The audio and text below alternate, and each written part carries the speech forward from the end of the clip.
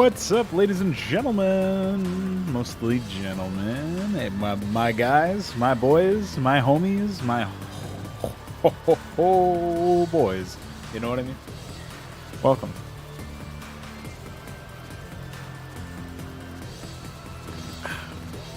It's a beautiful day to be modding.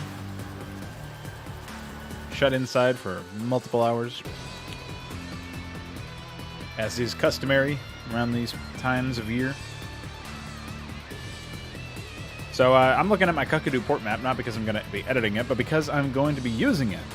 It's a nice little test bed for larger scale AI conflicts. Recently I also, let's turn down the volume of the music a little bit, updated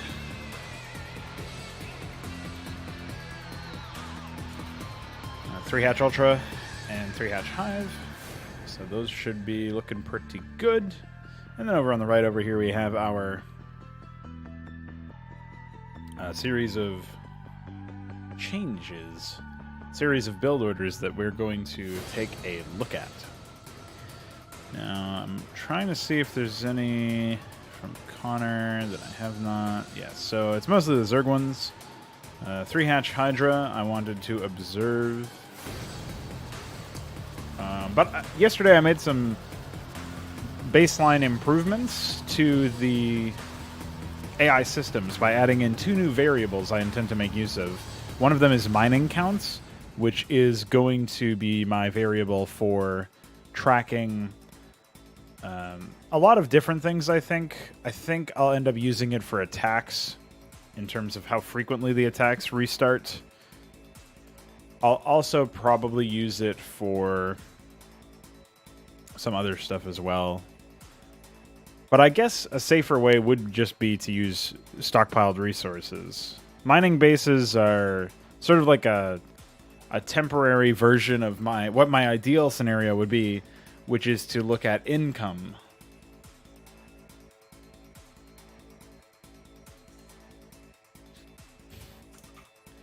So it's like if you just keep track of how many resources the AI has taken in across the last whatever the time period that you're measuring in the AI script command, being able to use that and say, all right, in the previous 2 minutes, I pulled in X number of minerals, so I'm going to extrapolate that across a certain amount of time.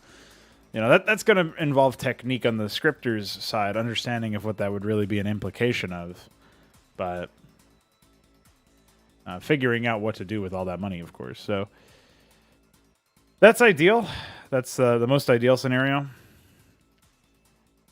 But mining counts are useful for a couple of other things. Maybe if I might not actually find a use for them by the end of this stream, but in theory, I do think that tool can be useful. So at least we have we're keeping track of that variable.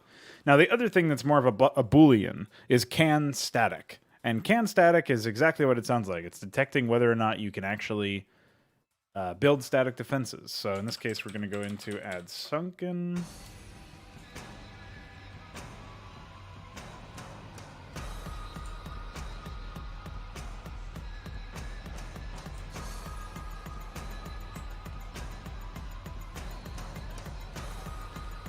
Sounds very similar to a metal song that I remember. Blackguard's Firefight. Really old album, I think from like 2010s. Early 2010s.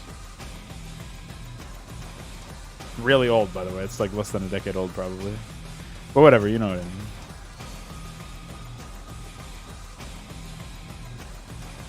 That opening is like eerily identical to that song. Very bizarre. So what am I doing here? Var at exactly can static routine. Now the reason why I didn't plug this in earlier, even though I obviously had it plugged into the script on stream yesterday, is because obviously it's just one more thing that I've got to run through the entire script and every single build order in that script and make sure that I add var set can static 113. I was actually also thinking there should probably be something like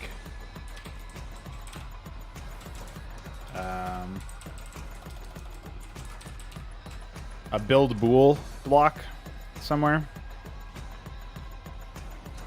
maybe above all the build orders. So like build order, yeah. So build pool, bar set, cut to 013. Pop back up to see what other variables we have. Bar set. Can expand 113. Bar set.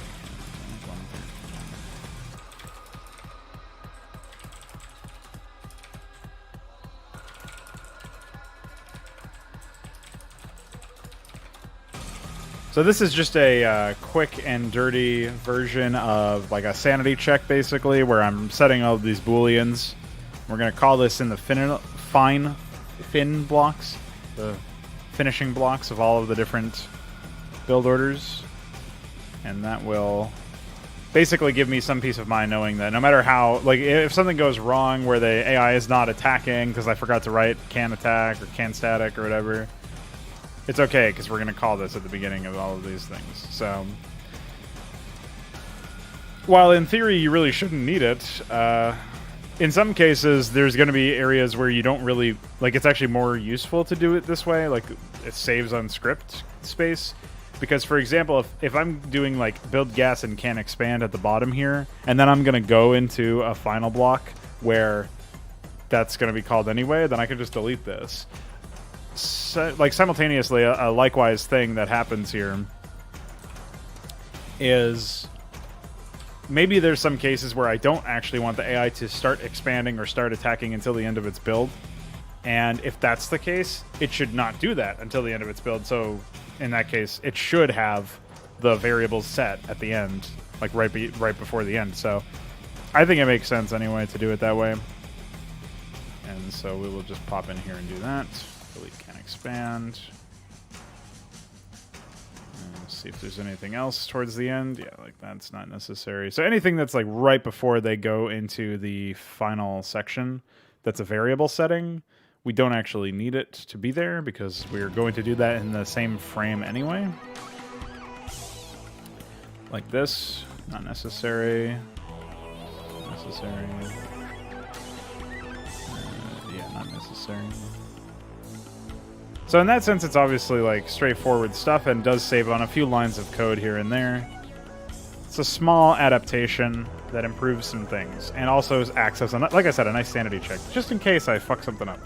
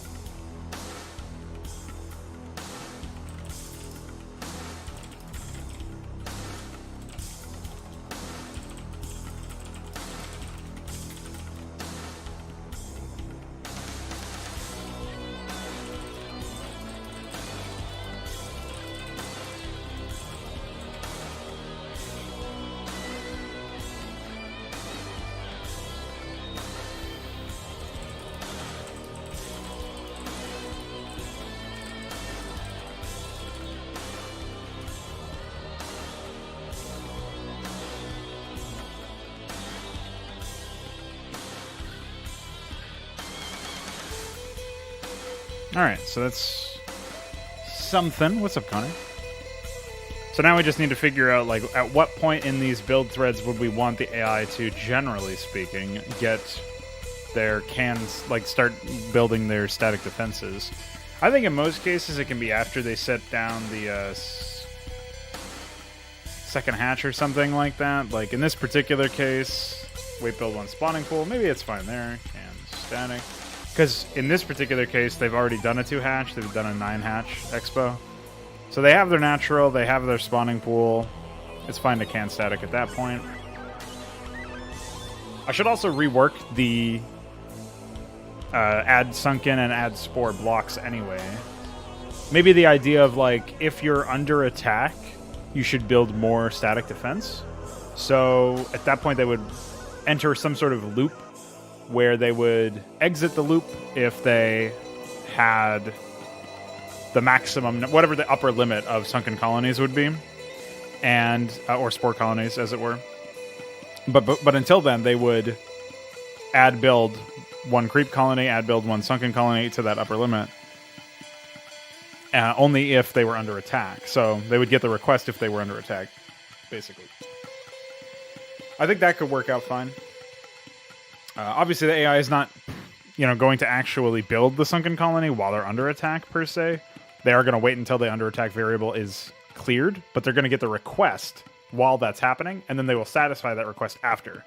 Which is like, okay, I'm going to conserve all my larvae, basically, instead of building drones to build static defense. I'm going to conserve my larvae and keep mining with all my stuff so I have enough larvae and money to defend myself with units.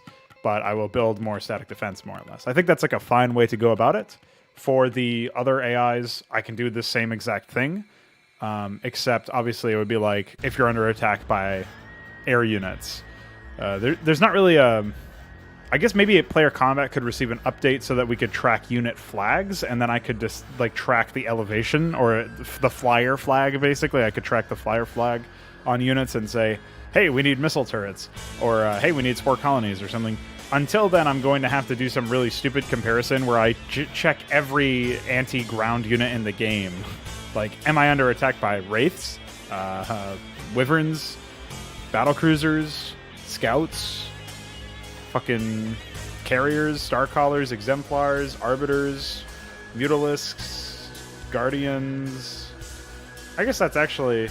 I probably missed one or two there, but that's not too bad, I suppose. It's just one of those situations where you're probably like, shouldn't I just be able to put a flag in here? And yeah, you should be.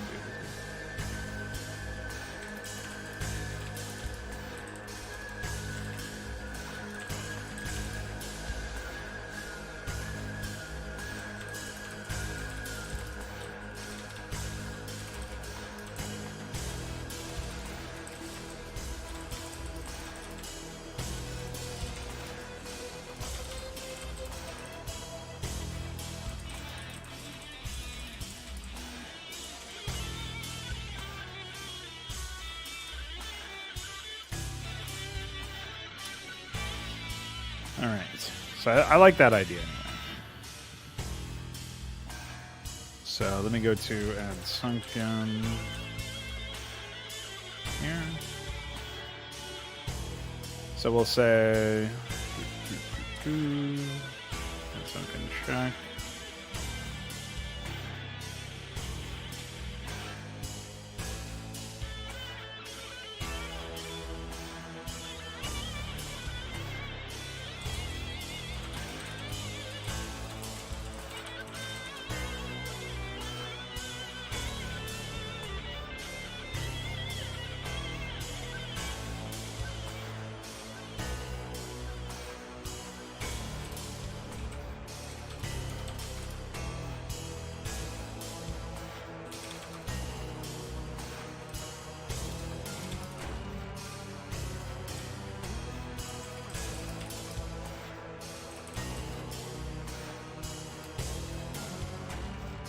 So since we would be going up to like probably 6 sunkens and 4 spores, or maybe even like 7 sunkens, 7 sunkens, 5 spores, we'll say that the limit will be 13.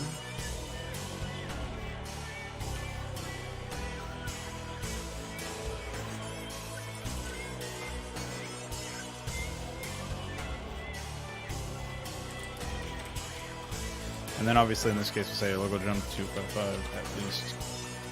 Okay, sunken colony. Turn. Okay.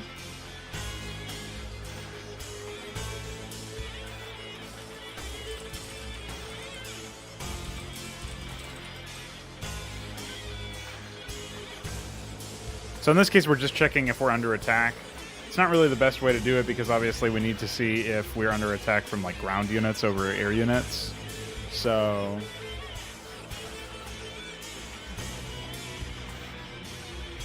yeah. But this will be like a very basic one, so say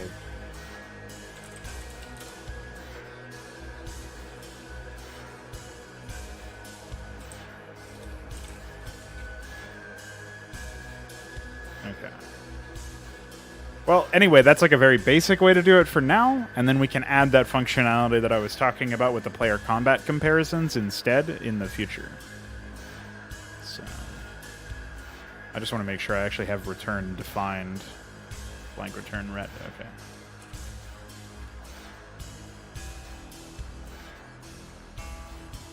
Those are actually the only times I've ever even used it, which is fine.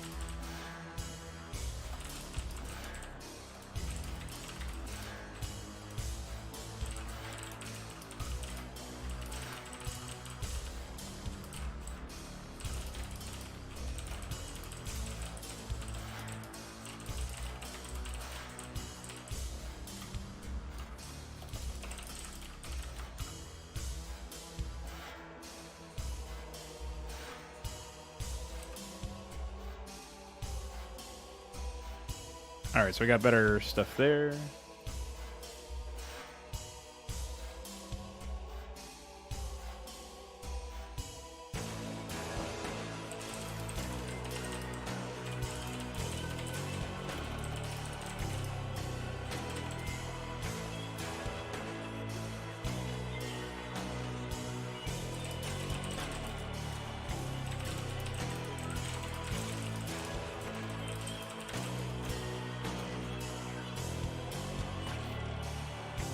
Looks like iQuare's got some pretty good progress done with new layout, which is a base layout corollary or analog for the script subcommands that will basically allow us to give identifiers to individual base layouts.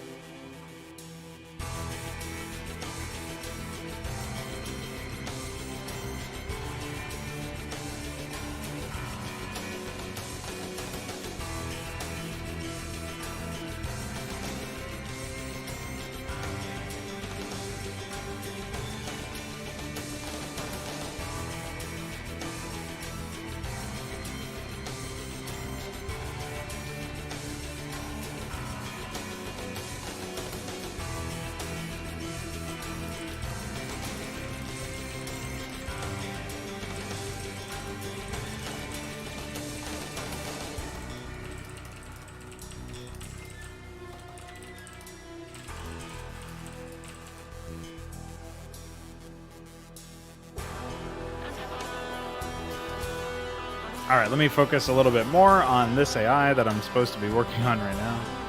We're going to be plugging in can static to all of these different areas here. And we'll see where we go from there.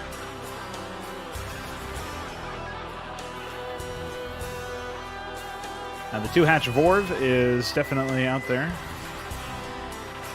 So wait 24 call. Oh, sorry. Bar set can static 113. And we'll say.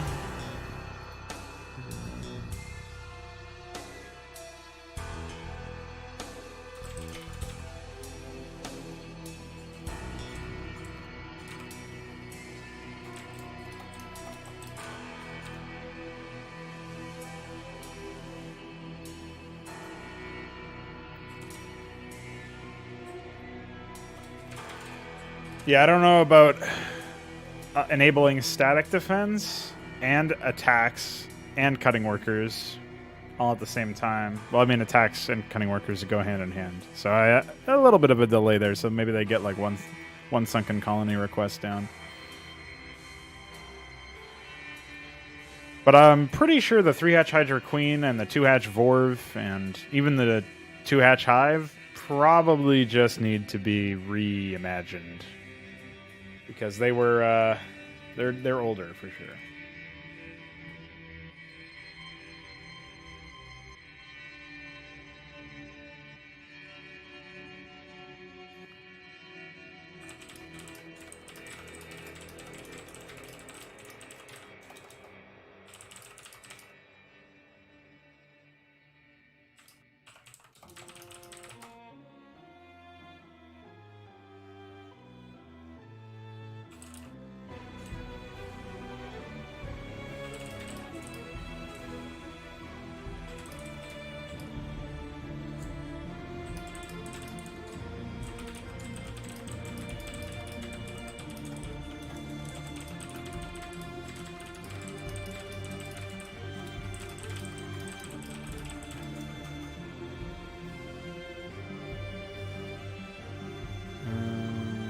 Hydra, probably say.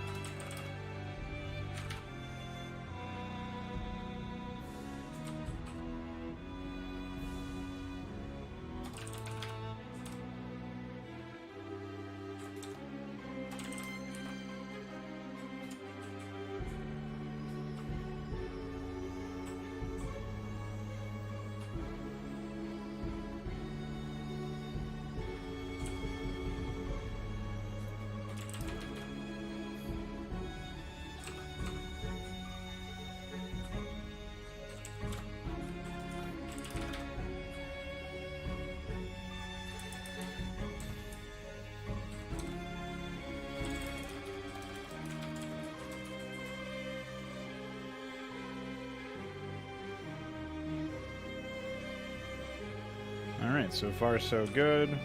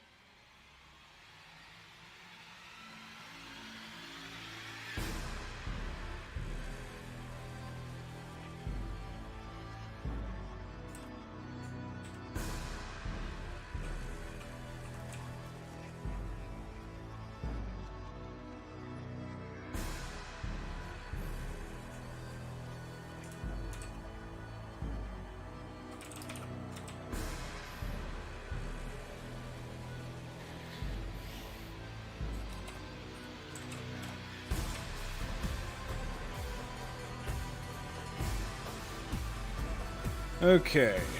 Did we even add? Yeah. Gotta make sure, you know.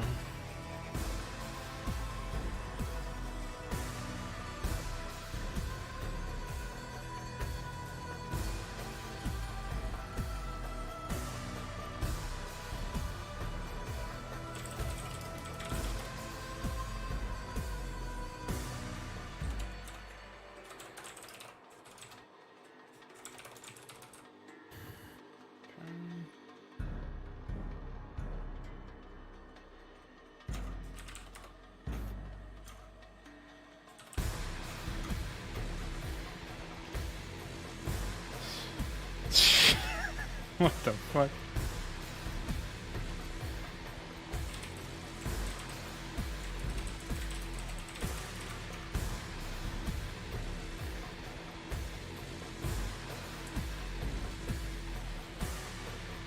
Alright, I think we already added can static to the 3-hatch Ultra. Pretty sure, yeah. And the 2-hatch Ultra. So we actually only have 2 here for the Swarm, and then after that we're going to do all the air ones. And then I think we should be good here.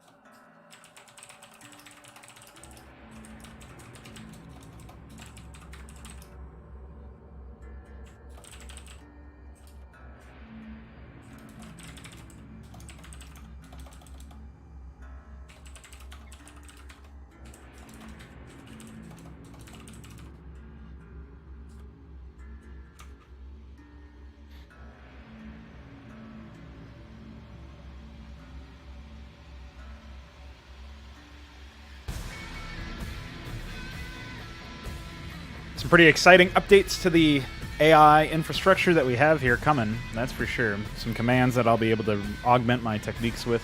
Very happy about that, as always.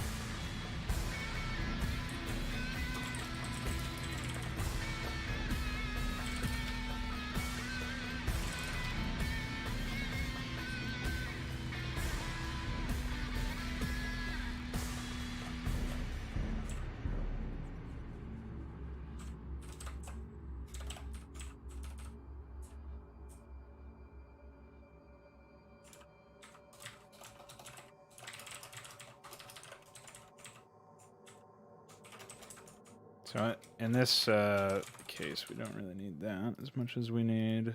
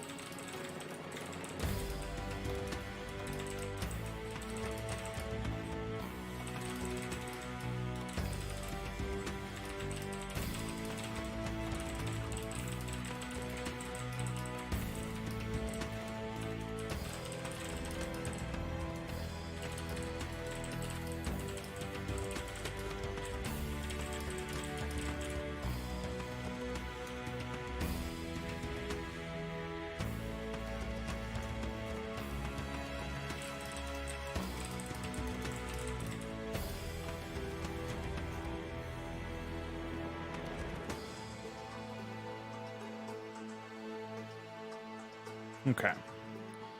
3H Ultra is all good. Scroll down to 9 pool.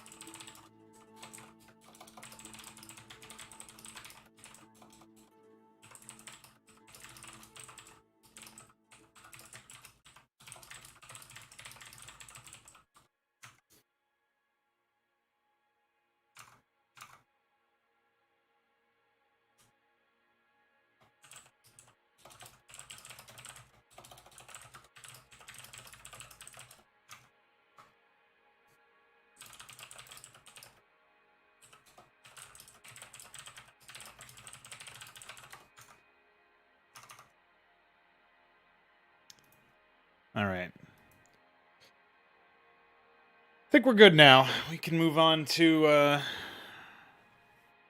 air.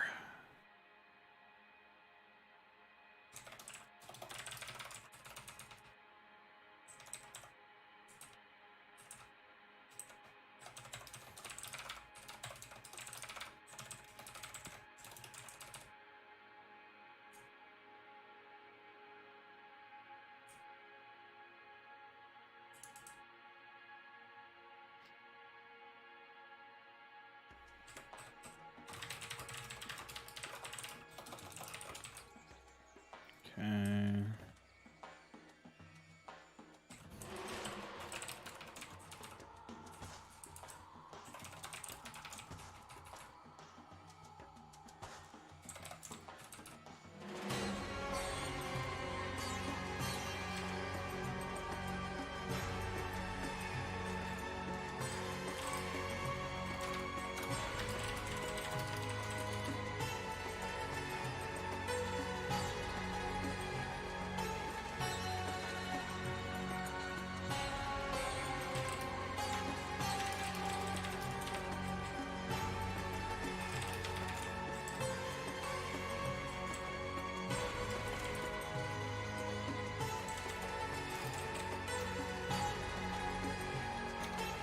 Okay, nice.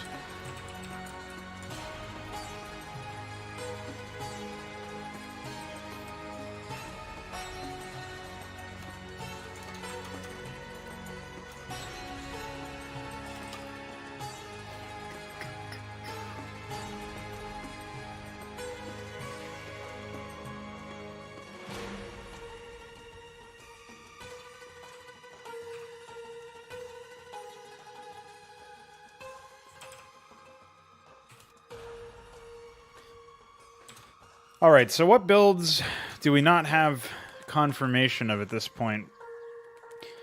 I kind of want to do another test of the...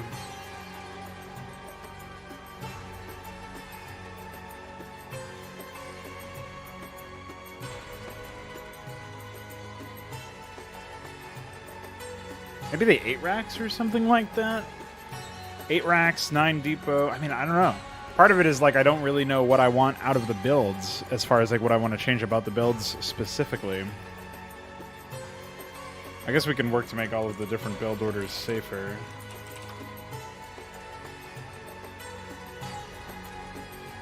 So here we can say, like, weight. It's supposed to be...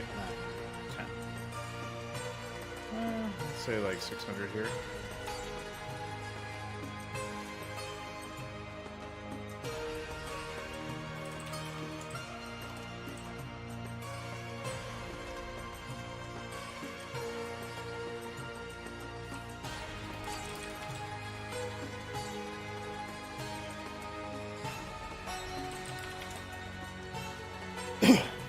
Excuse me.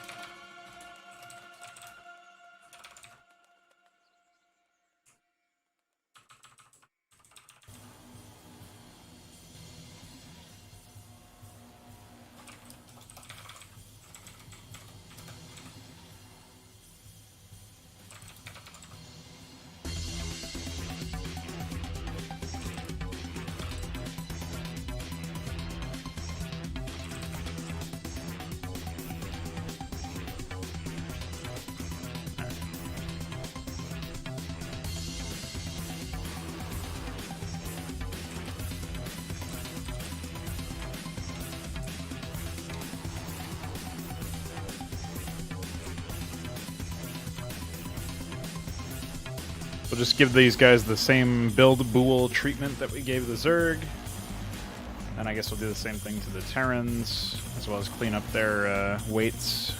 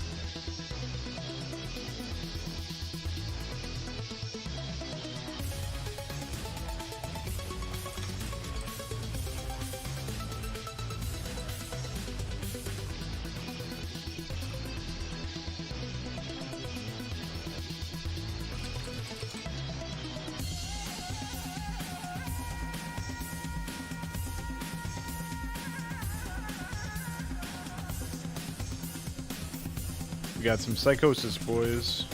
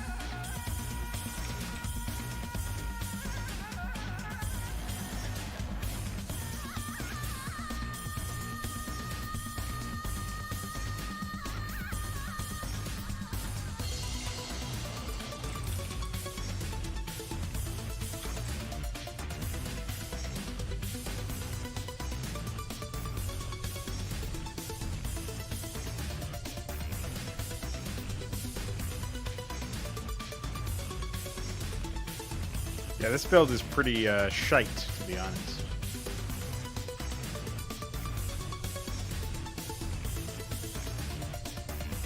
The mech builds. Though I didn't spend too much time on that, unfortunately. And I also, this is way before I really figured out how to properly write this stuff, too.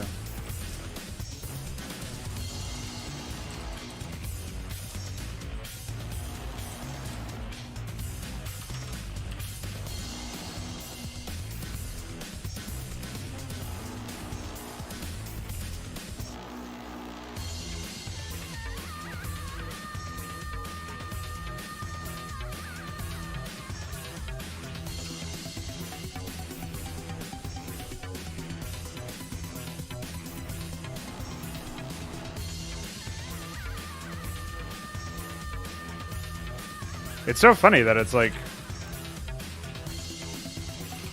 all I did with the it's not even really been a full week since I really started investigating these build orders, right? I don't think we've reached a week yet, because it's like it was the day before you started posting your build order guides on the forum, which was the 31st of May. So that's 4 days. So 5 days ago is when I started messing around with build orders for the AI. And I already have leveled up the fucking... As far as, like, not only did it make a massive impact on the AI's performance, but it was also shit that, like, now I learned really quickly, I think, how to write these better. It's really nice to see that kind of, I would say, almost immediate growth, which is really cool.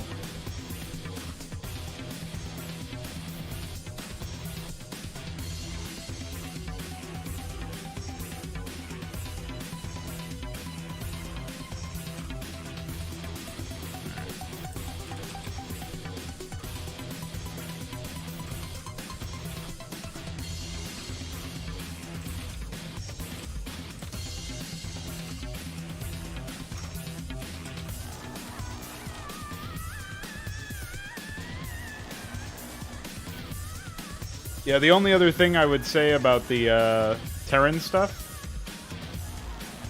Oh, it looks like you still have to do the color coding for the upgrades, unless you want to leave them white. It looks like there are different colors. I think the color you used for Ahmed's were the color you used for upgrades and research before in the Zerg ones. So you might want to fix that one over so it's like a... It's consistent across both the races. Otherwise, it looks pretty nice. I would just make sure you're using the same... Maybe you... I don't know if you changed the Zerg one since then. Maybe I'm acting on old information here. But I would just say make sure that they're consistent across both of the... Like, all three of the races' guides so that we'd always know what we're looking at. Otherwise, the main thing is, like, finding a way to make those titles of the build orders bigger so that I immediately know, okay, now we're in a different one. You know what I mean?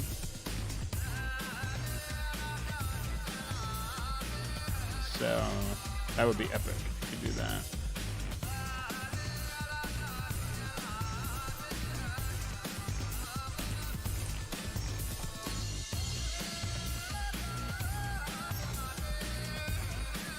Really appreciate that. Definitely will make it more readable for people.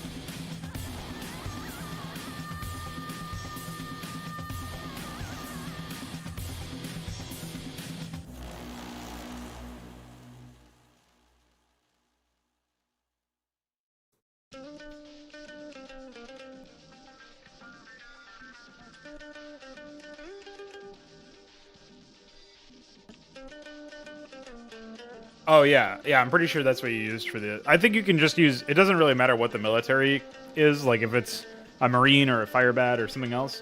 I think it can all be the same color. So, like, Zerglings and stuff can be the same color that you use for the Marines. Because I think the Marines are the same color that you used before. So, it's pretty good. Definitely will be, nice. And then after that, if you want to just quickly do the... Well, it doesn't really have to be quick, per se. But if you want to pop open the other one, the Protoss guide, and do that, then all of the existing ones will be, like, polished up, at least visually, and then you can do whatever you want as far as, like... I don't know if you had plans to move on to making new guides after that. Yeah, hurry it up. Hurry it up. No kidding.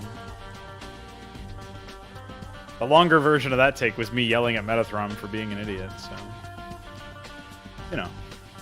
Really, that campaign really brought out the best in me. Some of my best content.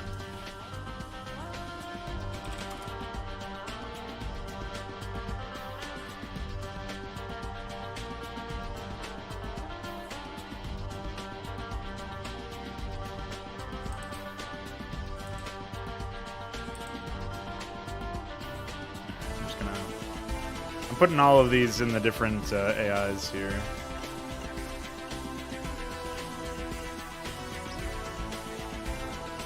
So that I have something to play around with. Okay. Alright, so, what time is it? My laundry should be done.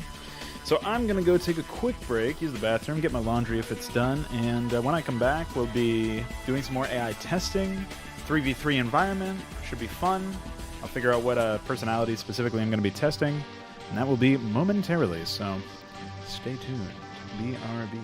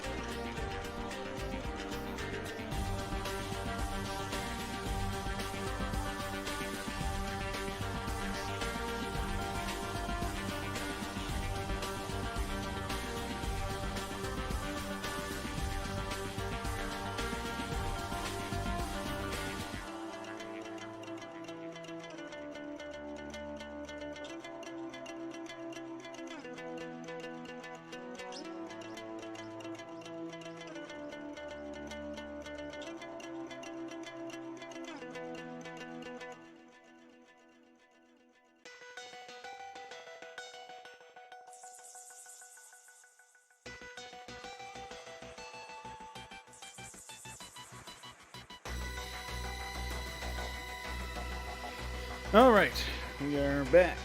Just gonna put my hair up real quick because it's annoying to take my headphones on and off every single time. Got the crazy hair going. Not that this will be much less crazy, but it was just annoying. All right. Hi, I'm back.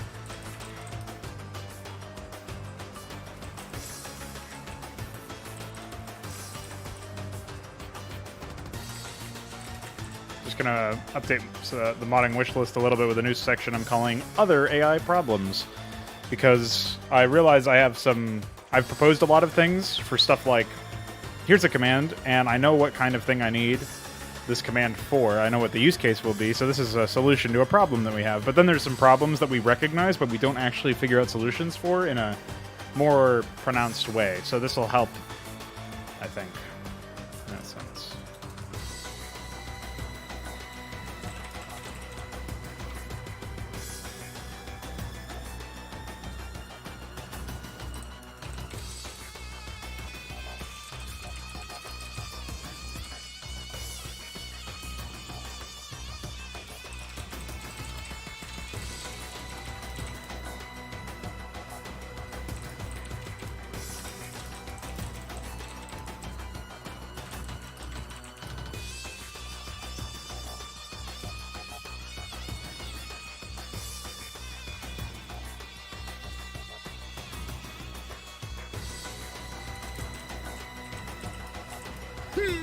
What's up to you?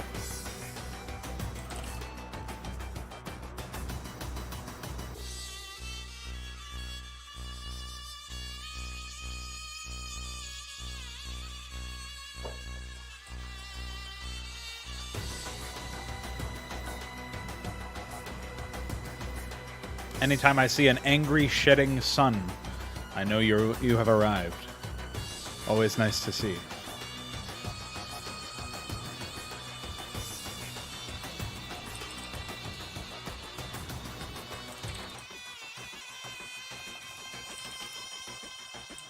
Exactly. There you go. Rescue sun, wrecked sun. I like it. So what are you up to? Still working on AI? Still getting messed around with by AI?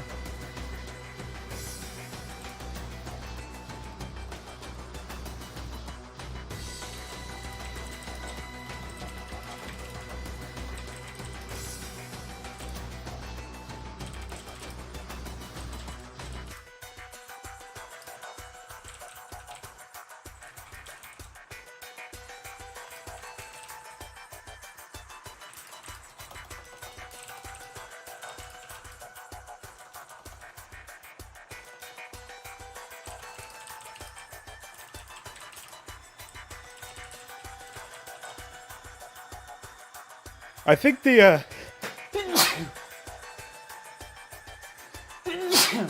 excuse me.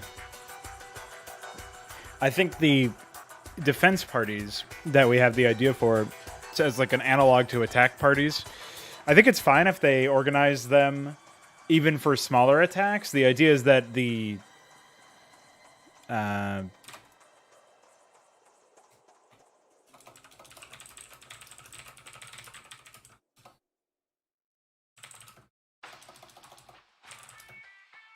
The idea would be that the defense party is like slightly more powerful than the attacking units for in a specific area.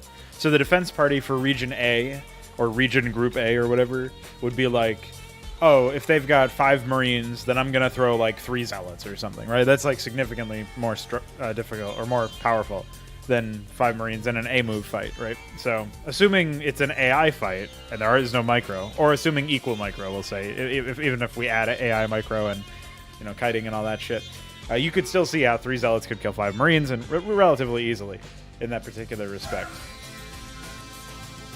My dog protests this. So, outside of the dog, he got attacked by the cat, I think. It's a classic sound. But,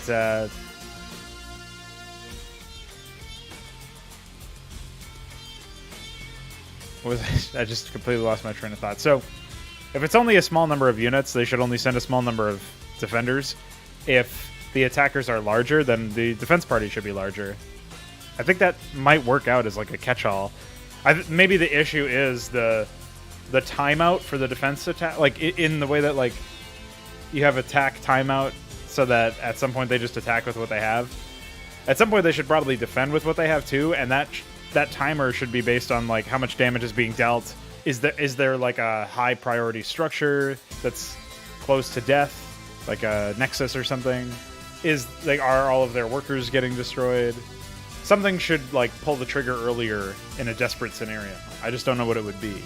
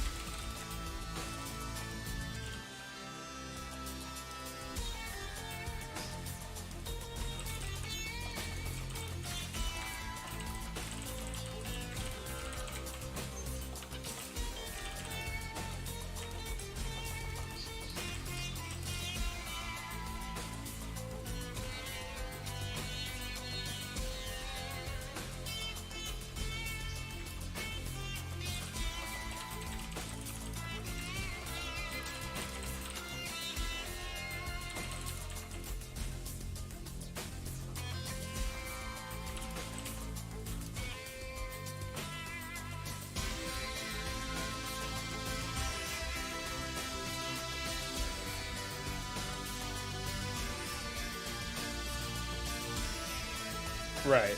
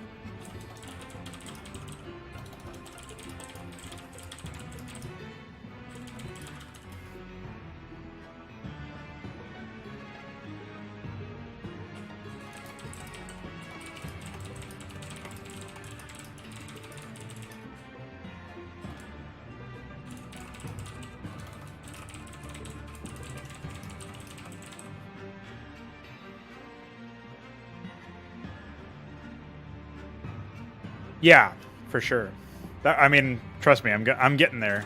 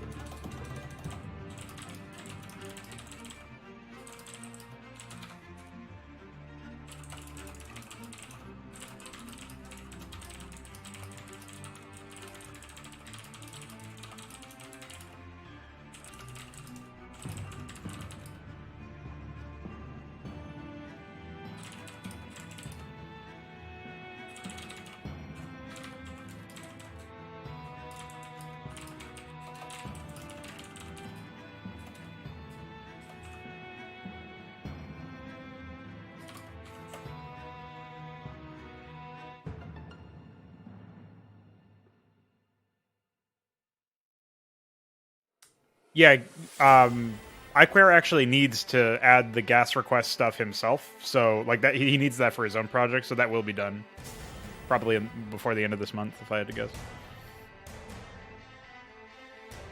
Let's see.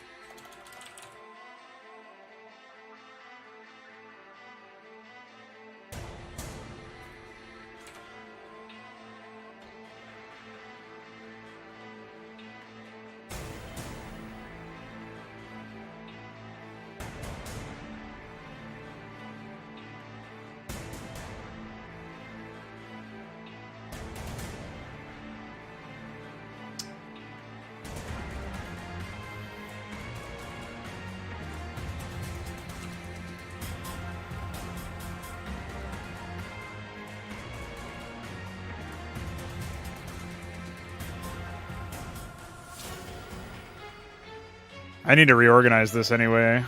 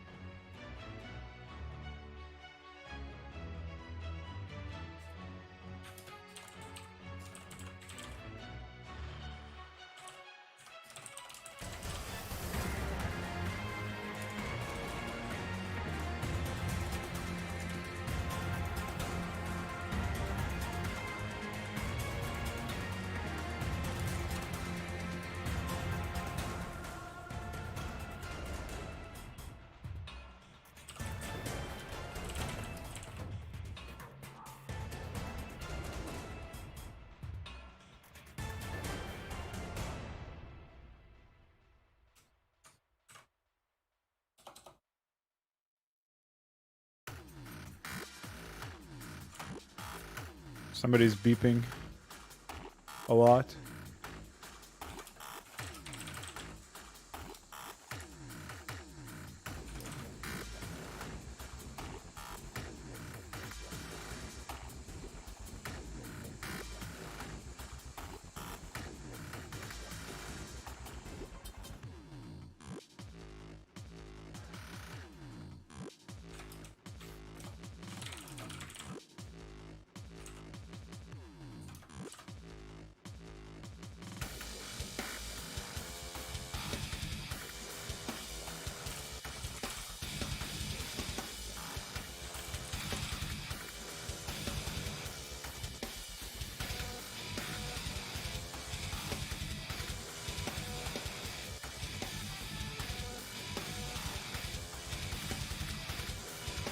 Yeah, I've already fixed that on my own by doing a really stupid thing.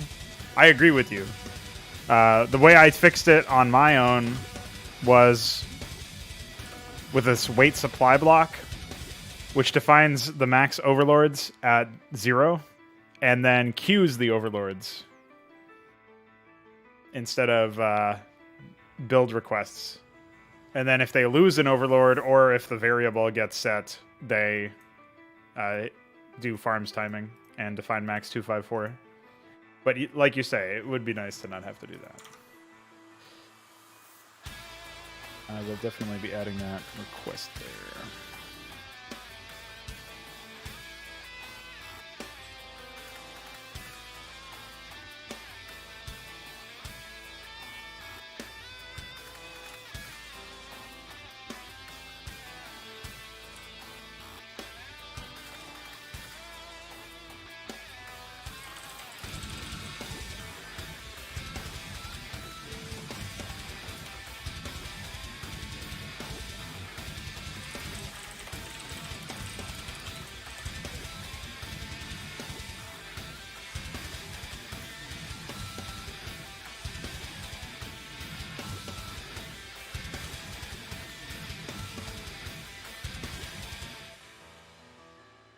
It looks like engine updates just didn't get their own set of completed requests, even though they were done in many respects.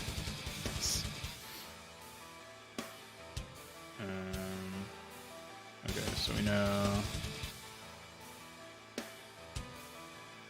Oops. So what do we got here?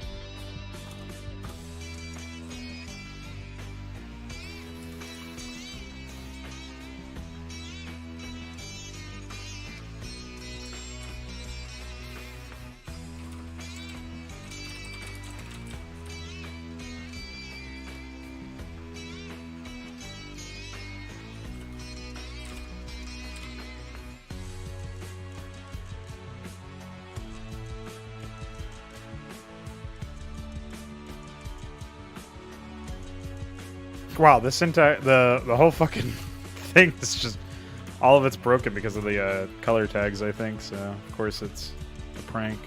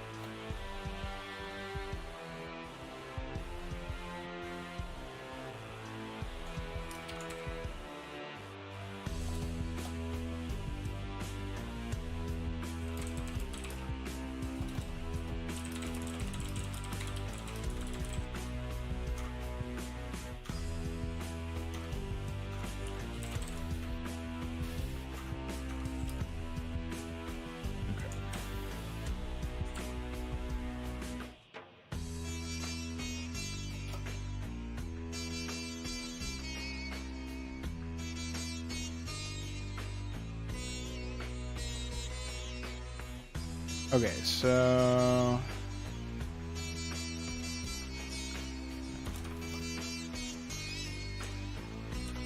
this would be engine updates.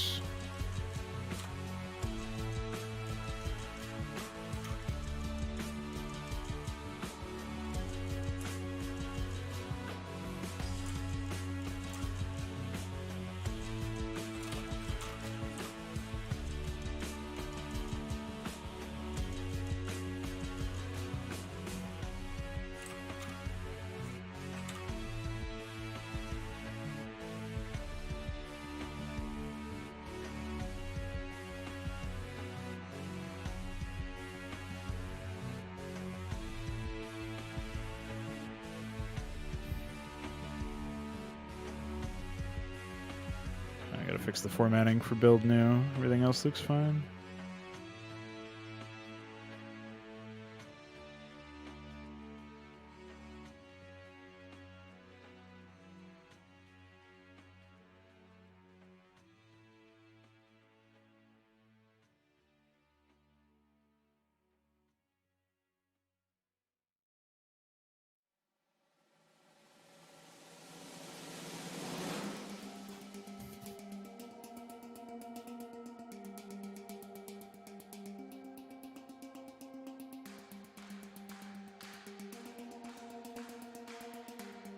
Oh, okay. I should remove that.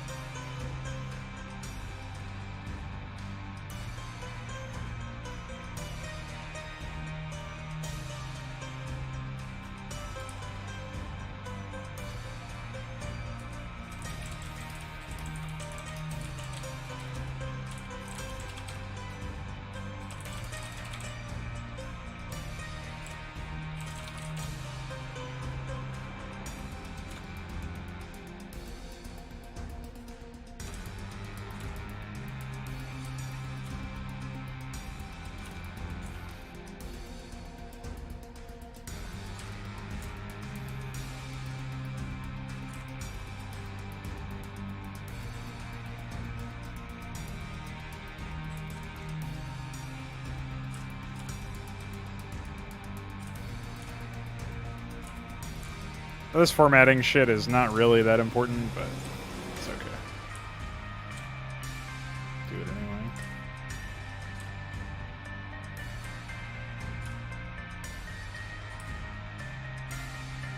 Especially since this stuff is like already stuff that's been done, so it's not even that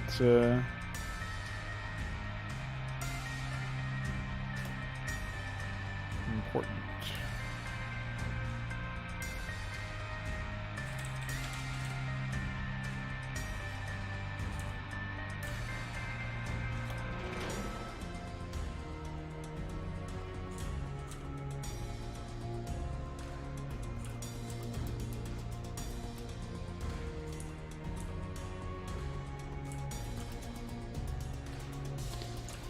I remember when we first got a lot of these commands, and I kept thinking, man, it would be really useful to be able to use a lot of these functionalities in these... At the time, I didn't consider them to be this, but essentially gimmick campaign maps. Like, if you complete this side objective, maybe you'll unlock siege tanks in the first mission. It's like... Or maybe you could just give them fucking siege tanks, because they've played their entire life with siege tanks. You fucking imbecile. Nimbecile, by the way, holy shit. Is that even... That's not real, it's imbecile, right? I think I combined nincompoop with imbecile. That's fucking hilarious. You nimbecile.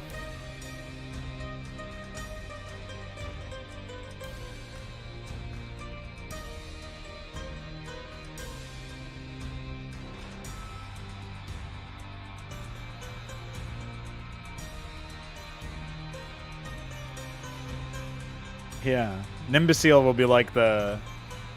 That'll be like... Ahmed's skateboard or something. The Nimbecile.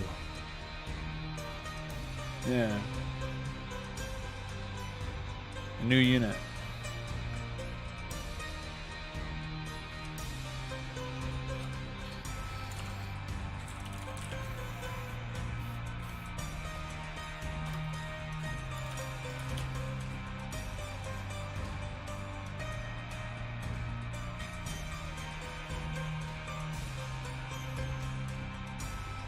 Oh, nice.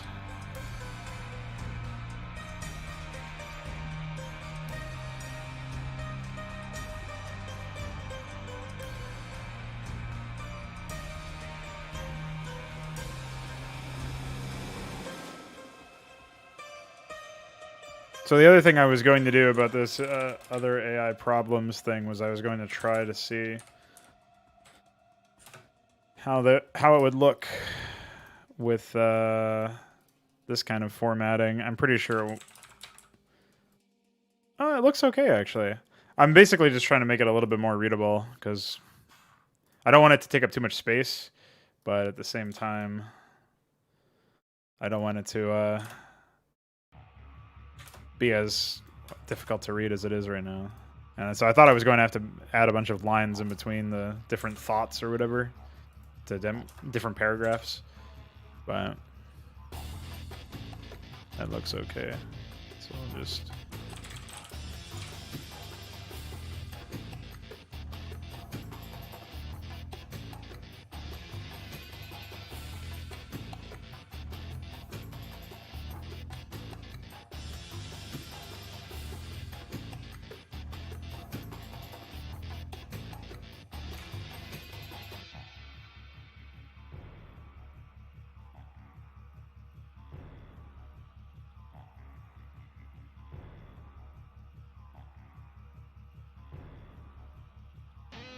Okay.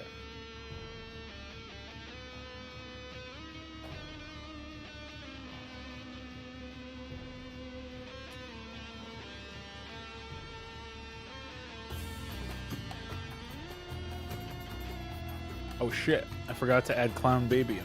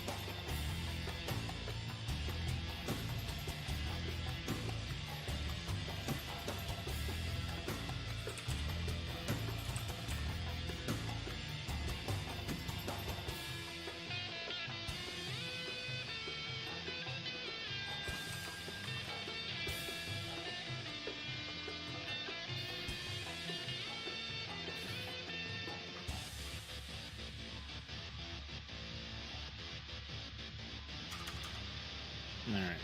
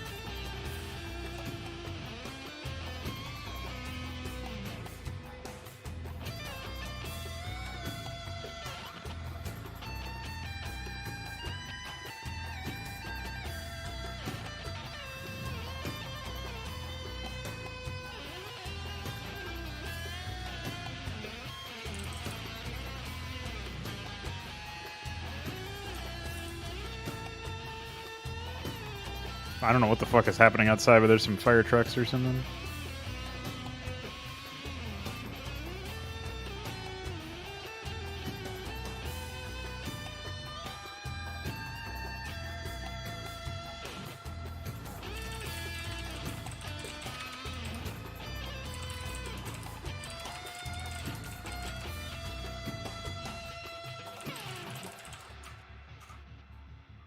I completely forgot there was a limit of 1,000 military.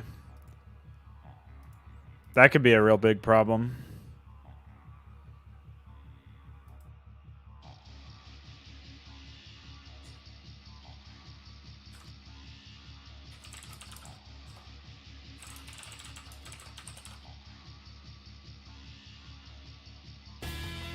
Dude, there's some honking of horns happening in the background. Holy shit. I don't know if you guys can hear it, but it's pretty intense.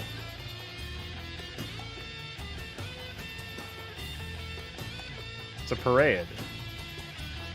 Nimbuseals have arrived.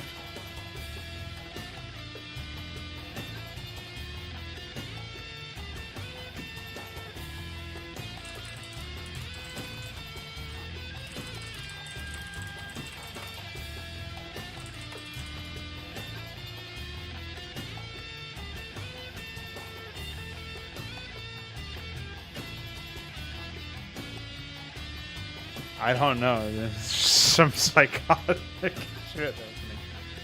Hopefully everybody's okay and it's not a crash or something. I didn't hear a really loud noise. I just heard sirens from a fire truck. So, anyway.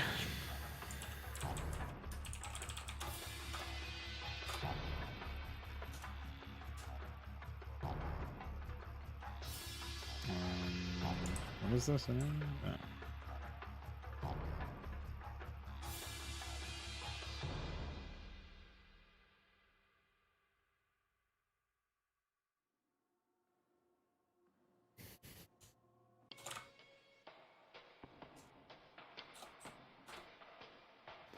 What even is the,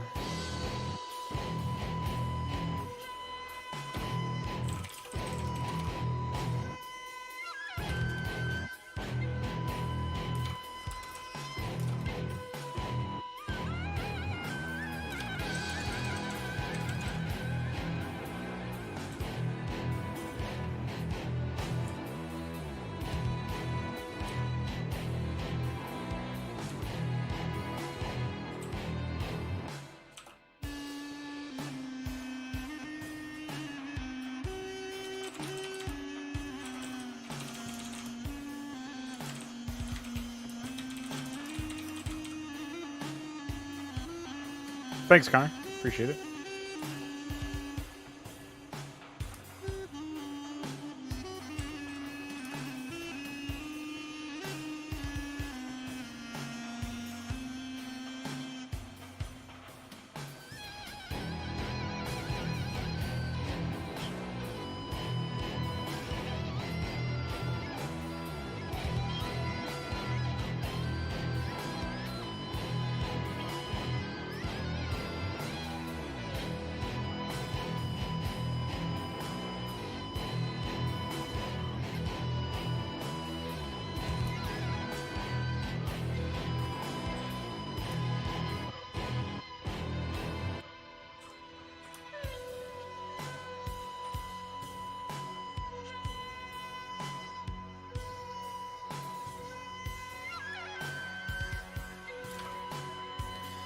Man, they have no idea what's happening. I have no idea what's happening, but they have no idea what's happening.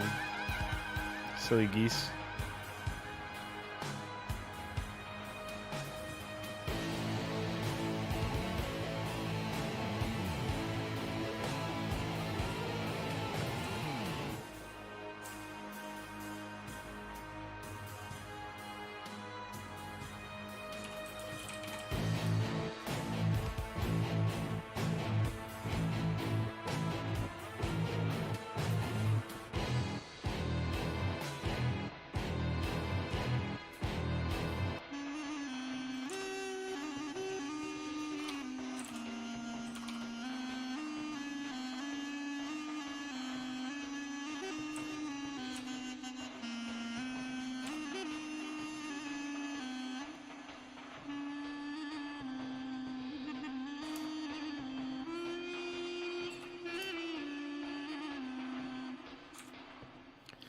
Well, we're almost done reformatting this entire thing.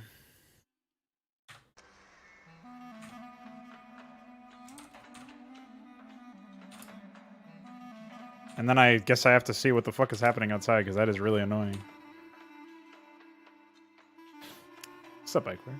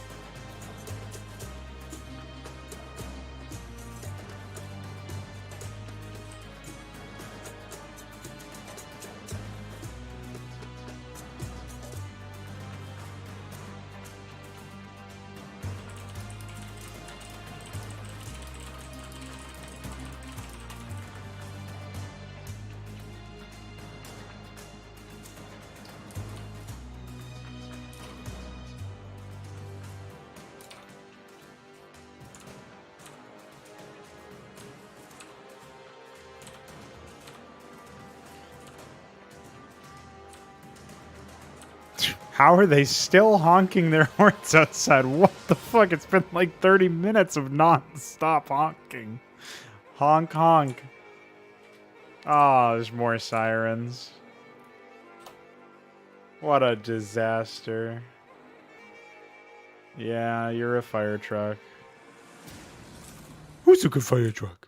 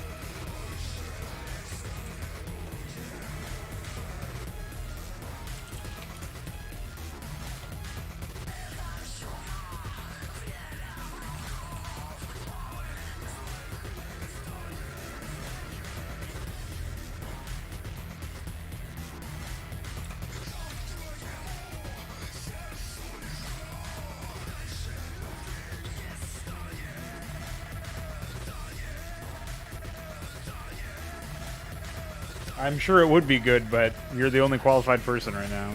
Next week I'll be getting back into Rust education. Just been focusing a lot on the melee stuff right now. I know you've been the lone man carrying the torch for quite a while. But Veek's also been showing some interest lately, so maybe he'll also hop in. You never know.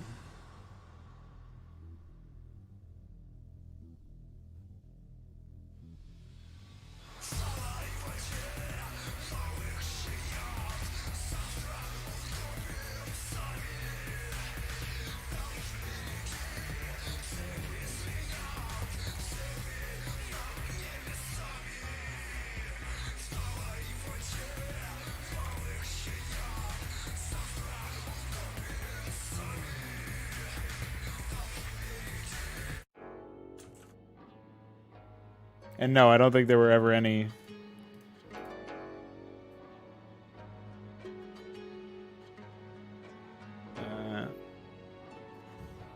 melee campaigns.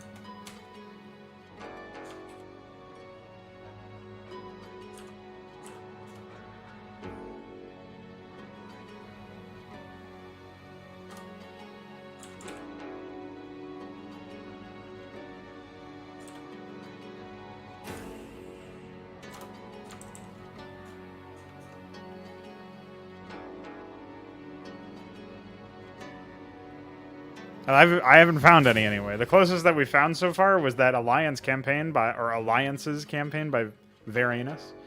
His first campaign, because it had some AI that started out with 4 workers, and that's it. So, 4 workers in a town hall.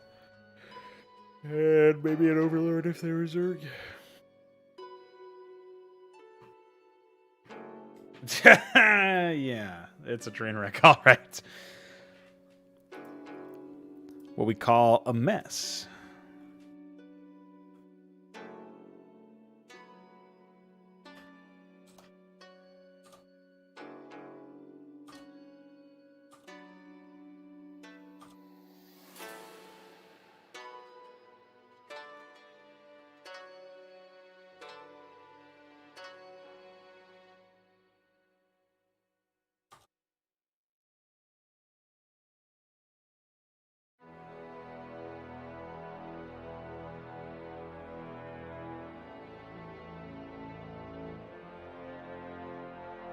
But how are you, Mutas Dozen?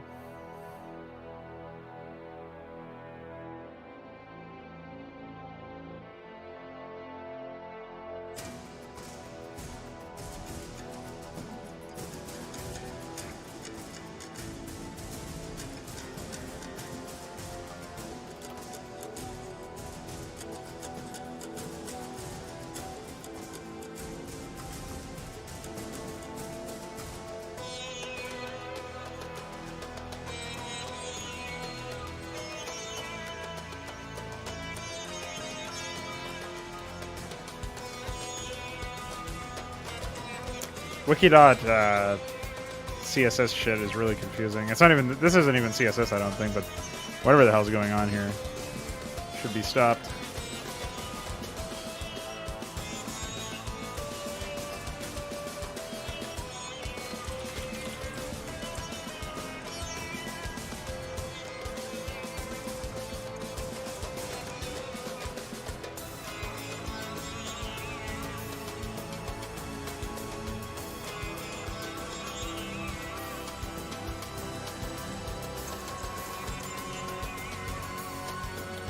Wondering why.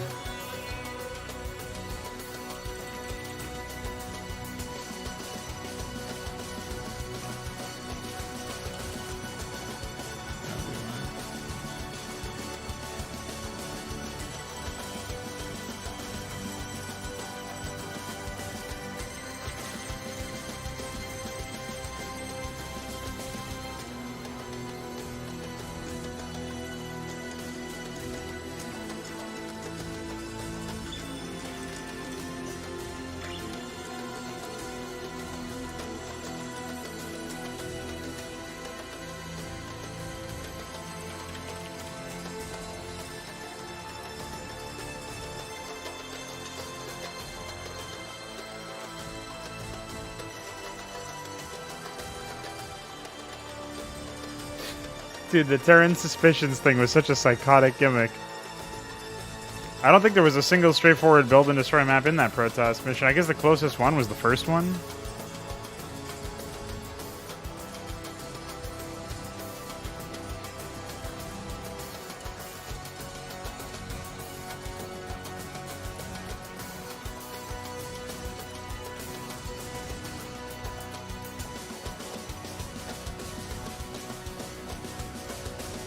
No.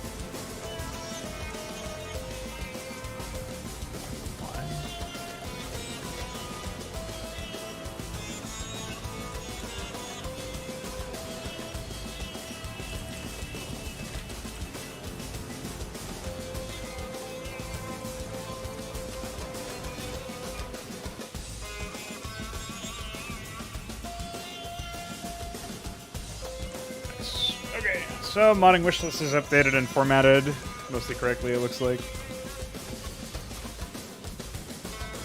Alright. Now we're on to the good stuff.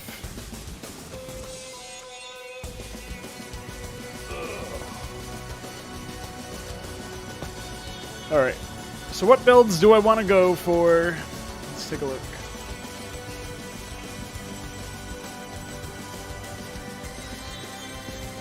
So the problem is we're going to be looking at builds that are either like all of the really, really good builds that we've tested and we know work really well are like the early action builds. So like barracks supply. It's fucking intense, man. Makes some really good stuff happen. 4-gate. Pretty much the only build that can't be countered because it's just way too strong right now. So that's unfortunate. And 2-port Wraith is okay, risky, but we know it gets the job done with a lot of Wraiths if it's not put, you know, early pressure's not put on it or it's able to get defended by its ally.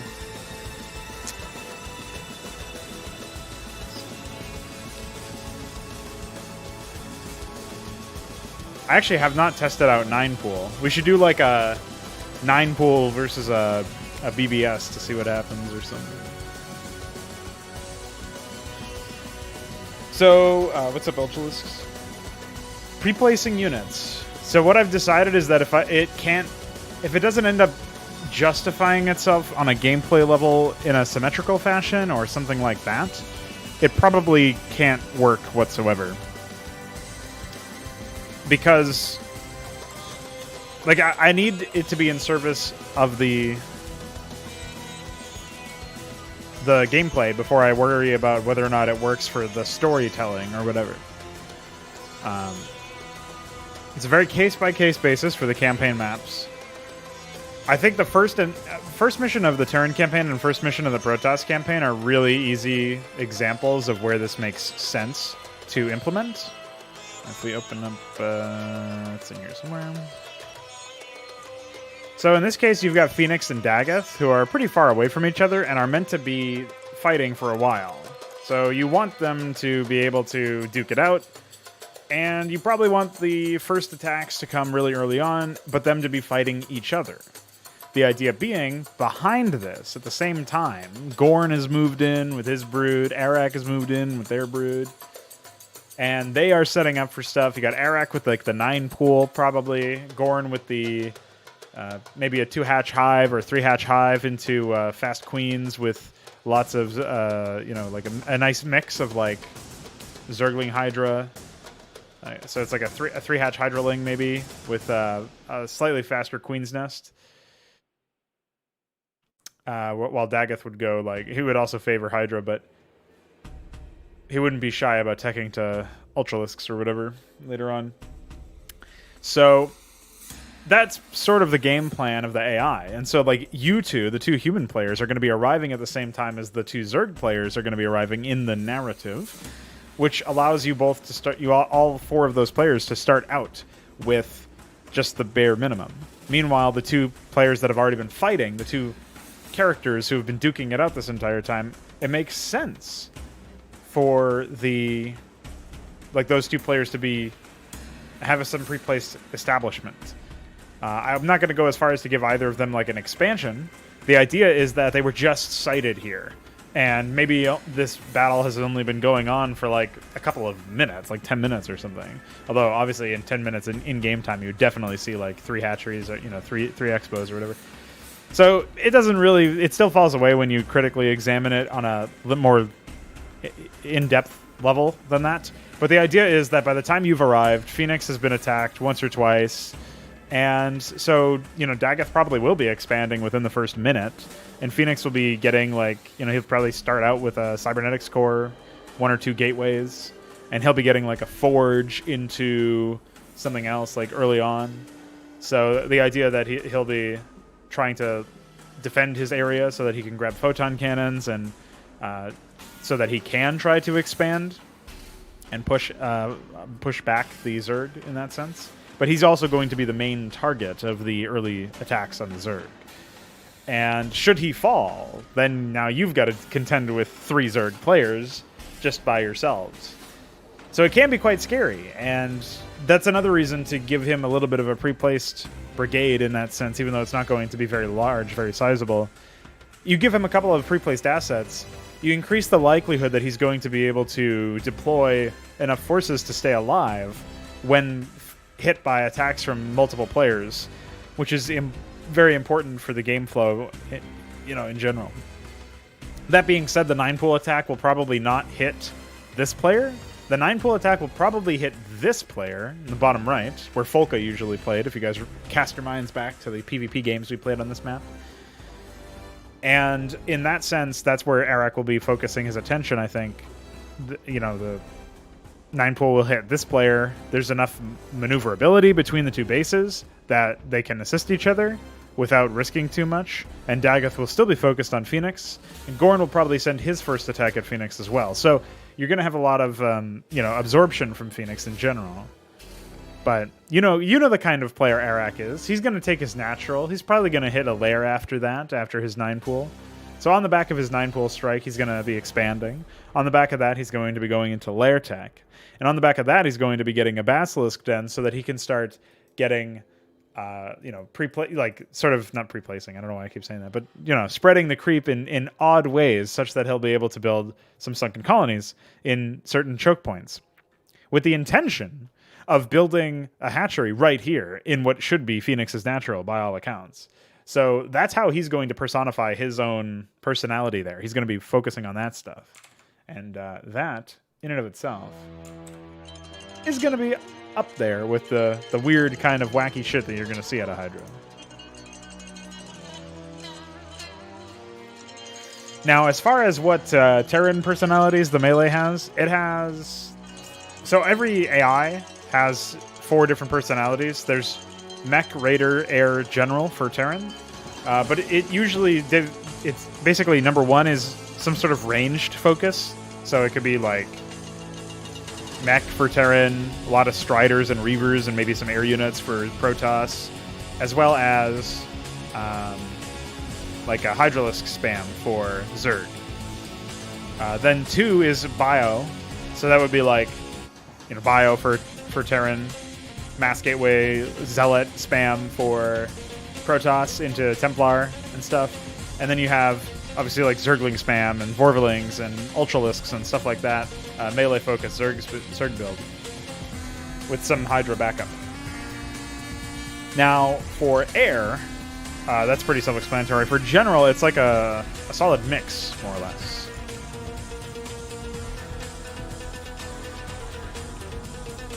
So that's the set of personalities for pretty much everybody. Now, out of all of those, there are some interesting build orders. Now, Iquare, I don't think you saw the epic game that we had on Moonlit Outpost,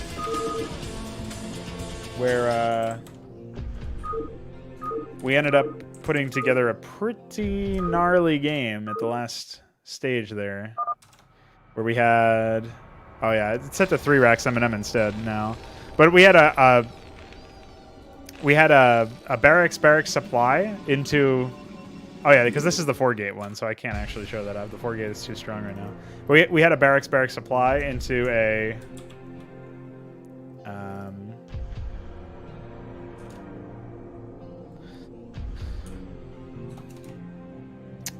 It was like a 1-gate Goon Expo or something, and we'll see if we can recapture some of that epicness. Hold on, I think that's a Ranger 4 or something. Yeah.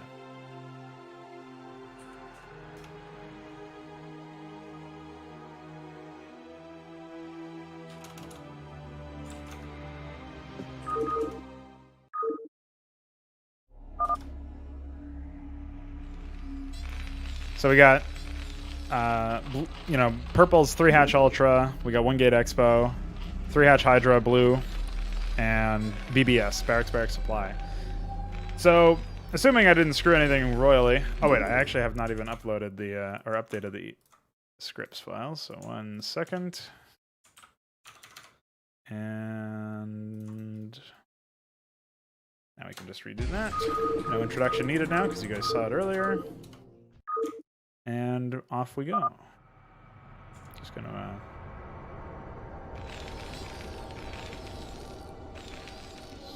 switch to this. So what this essentially resulted in when we were taking a look at it earlier was it resulted in some pretty nifty early game where I'm pretty sure the red player basically 1v2'd. But it was off the back of, like, I think a stroke of luck where they positioned a Firebat and a Medic at just the right angle on their attack that it utterly eviscerated the Protoss defense. Okay. 1 sec.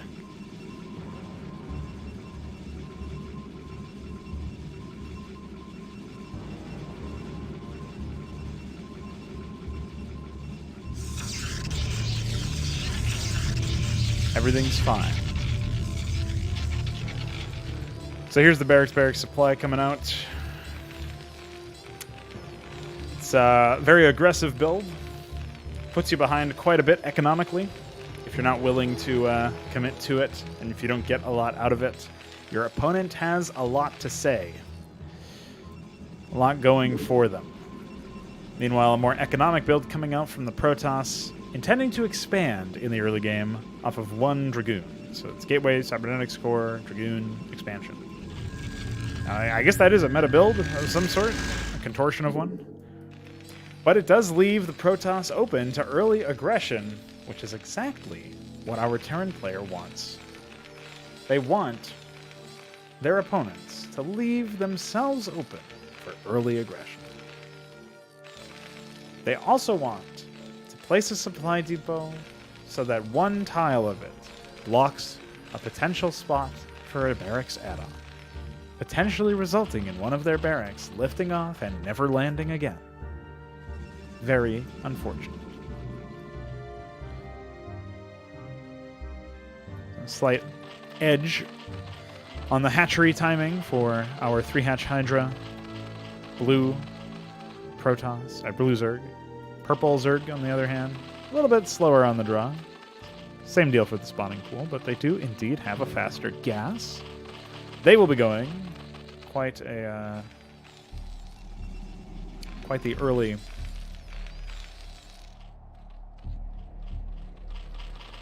strike force. Maybe some Hydras or something. So here we go. BBS is in action. A couple of Marines. Most of them are focus firing the same Zealot. Unfortunately, it doesn't appear to matter. So they're going to need to continue sending in some units if they want to have any significant impact. Zealots are just OP. So maybe the 3 racks M&M was the build that was causing so much havoc. That could have been the case. It's okay, we got 2 more Marines as sacrificial lambs for you.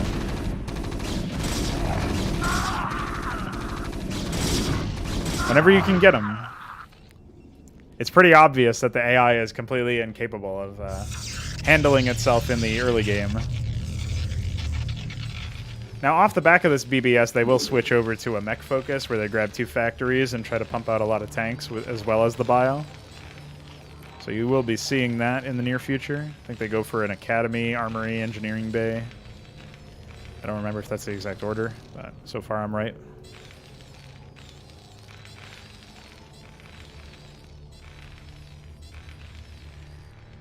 Yeah, so engineering bay first. Armory should be coming up here shortly. Might be another depot first, but no, it is the armory. So in a build where you're playing a bit more conservatively, if they end up organizing that attack a little bit more orderly, where they have like 8 Marines together instead of 4 Marines at a time or whatever, you would see some pretty nasty early action out of that. Even with the 2 Zealots and a Dragoon at that point, even if they just A-moved all together instead of separately, without any additional micro, we would have seen probably all of those units die, and maybe some opportunity for some economic damage. Yeah, I think you were telling me about your plans for that, to basically be something to the effect of putting together some...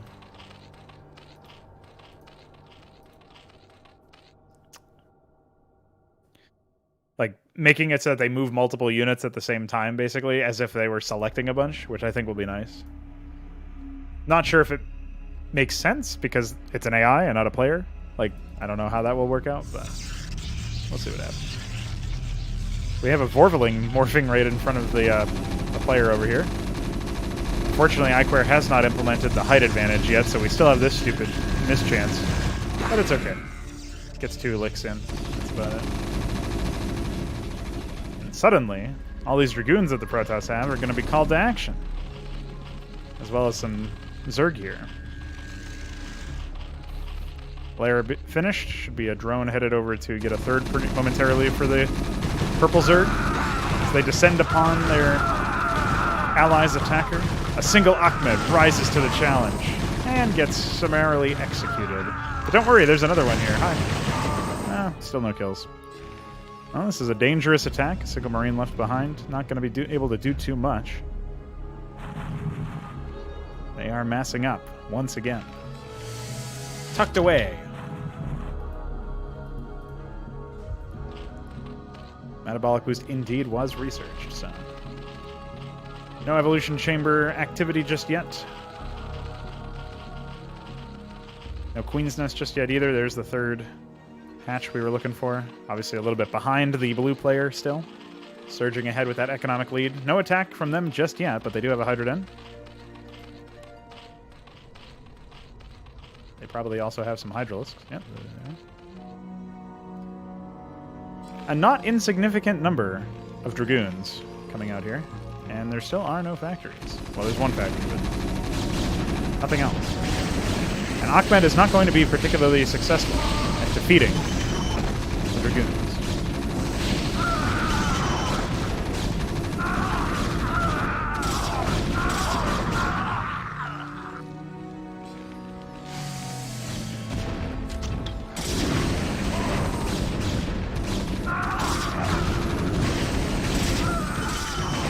Zerg here.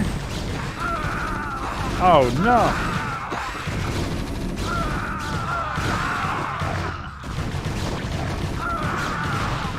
It might be over. This joint attack just might be too much. Vulture coming up. We'll hope to destabilize some of these Zerglings, but there's just too many of them. There's just too many of them. See a nerd. Meanwhile, army trying to deface the purple Mongols, but they were just utterly destroyed by a bunch of Zerglings.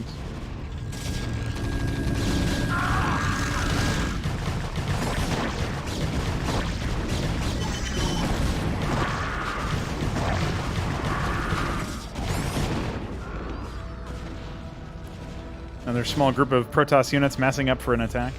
This is something we should definitely get improvements for the AI on.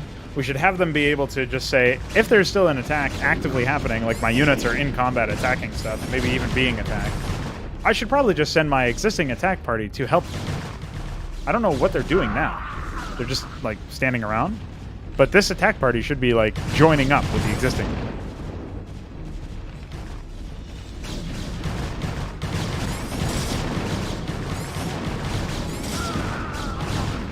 The Paladin is something I will take a closer look at in the future, but...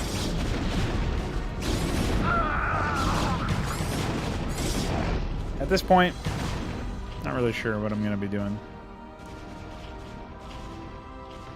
We really need to tell the AI to prioritize defending their ally more often. Help if trouble does not work enough. Clearly, it does not do a good enough job, because this guy's got so many larvae that he could be using. If I take a look at his money, he's got a decent amount. Not a crazy amount, he's only at around 400 ore. He has a lot of gas. That can be used towards lurkers in the future or whatever. Or like a hive tech and some upgrades and stuff. But he's just not producing enough units. Not only for his own attacks, but also for, like, just in general. Like, his allies getting ransacked over here.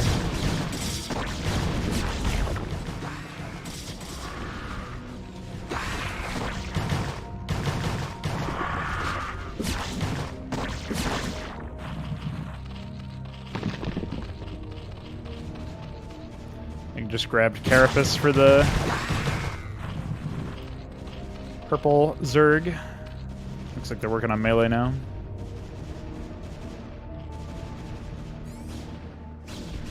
What a sad story.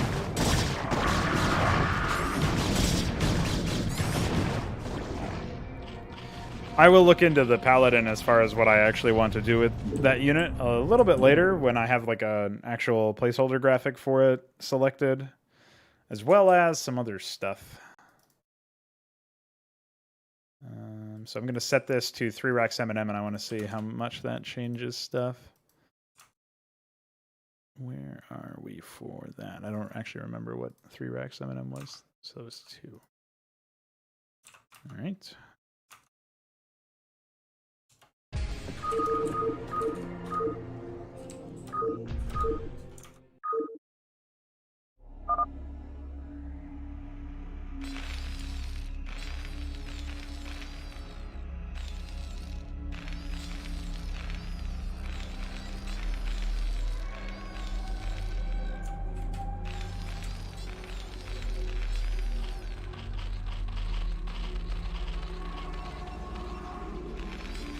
So no difference here just yet, besides the 3 racks M&M instead of the BBS. I must have been misremembering because I thought the BBS had like the first attack be something like something crazy, like it was like 20 unit supply worth of units. So we will see what happens. I was thinking about maybe making medics 1.5 supply. I might actually have nerfed them already to make them 2 supply. If that's the case, I don't really think that's necessarily justified, but let's see. Yeah, it is 2. I think at first I thought they were going to be more powerful because of the optical flare changes. Maybe once those are implemented, we might see some more reason to potentially nerf them, but as of right now, I can't really see any. I don't think that the supply nerf is particularly justified. We'll see what happens.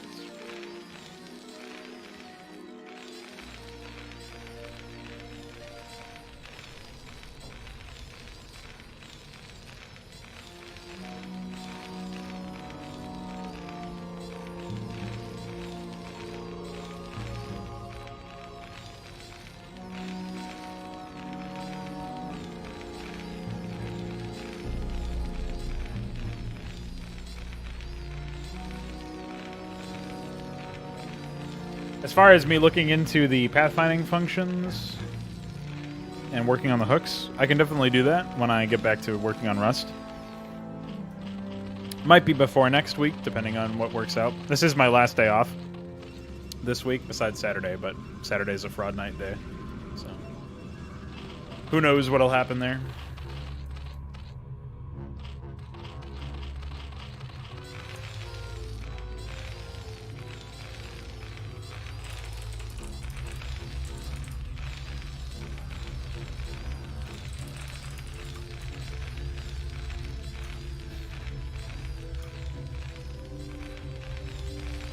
Yeah, there sure are. Well, we've also been pretty scattershot with how we've actually organized our stuff. I feel like it would have been a lot better if we...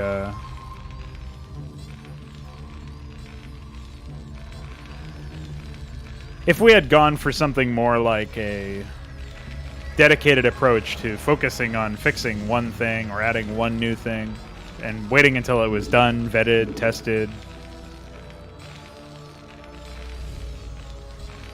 That would have probably resulted in better overall results.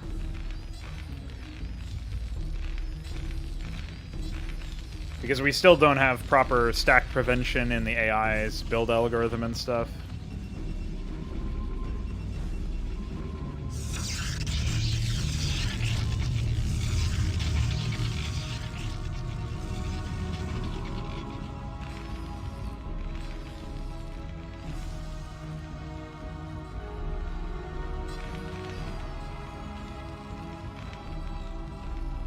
Right.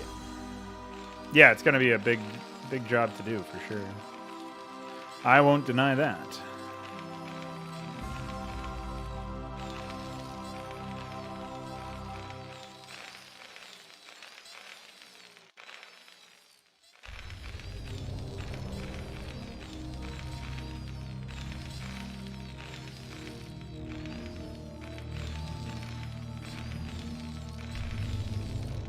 Might take a look at what? The pathfinding stuff?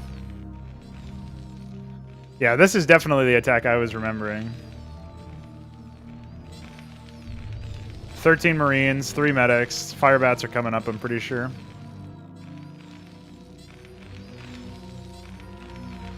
I could be wrong about that, honestly, but we'll see. Oh. Epic.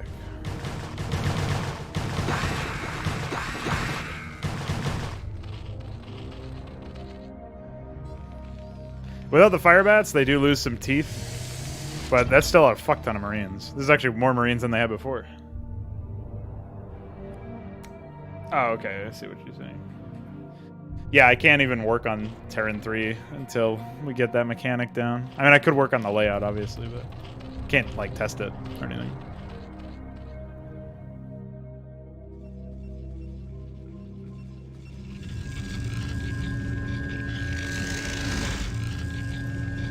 All that shit off of one gate, SMH.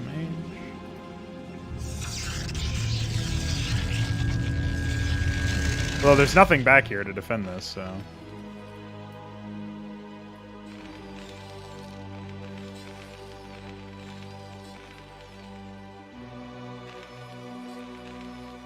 Base trade potential here. There's a lot of Zerglings. If the AI decides to help their ally out, maybe it'll work out. I don't know. There's 2 Zealots. That alone can kill 6 Zerglings, so...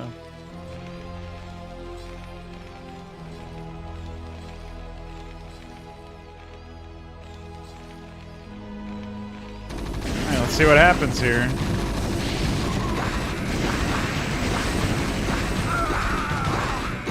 Utter destruction.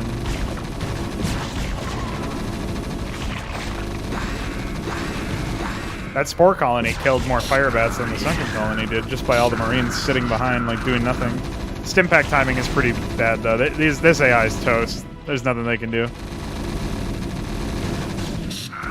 The only trade-off here so far, that at the same time, we've got another AI over here that's also toast, so...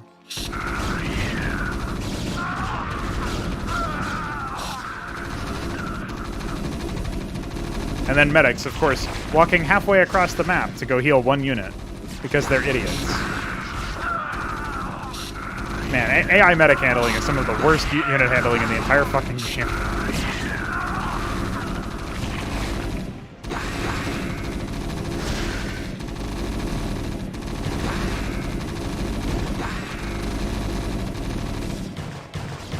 Oh, the Zerglings actually did come in and help, it just wasn't that much, you know, that useful. Now, if they can hold this, obviously the Terrans are going to be in a way better position. The top team is going to be in a way better position. Unfortunately, it doesn't look like... Oh, they just barely finished the +1 weapon. That's pretty epic.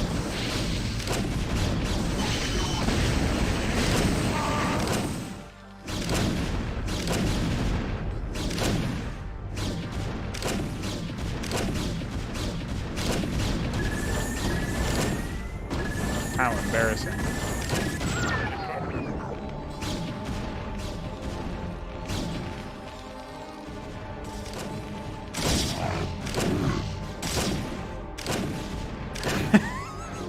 Hi. Oh, man. Ah, they ran out of energy. What a comedy of errors. Meanwhile, hi. Don't mind me, I just have a base right next to your Marines. I don't know what's happening. Oh, hi. You picked the wrong neighborhood to fly over, man. What's up, Connor?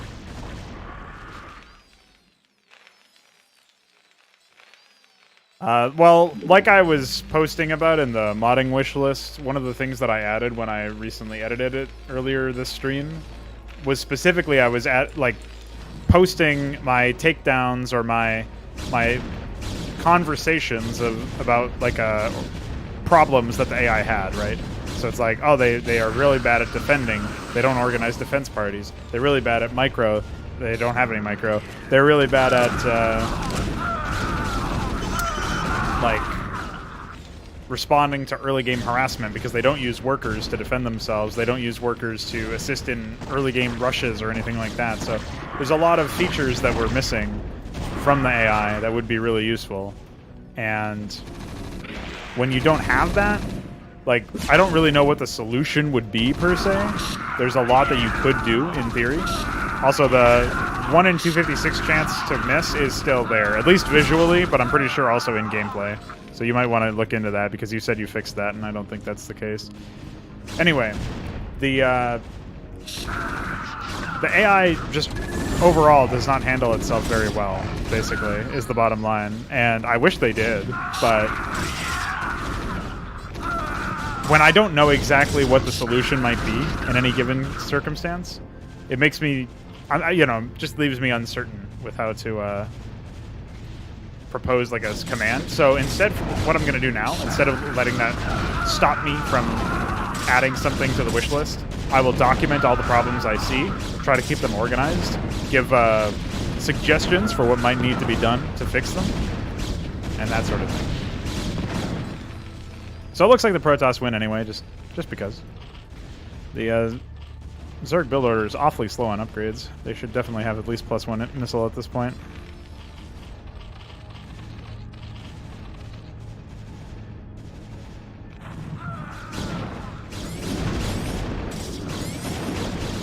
Reavers strike back.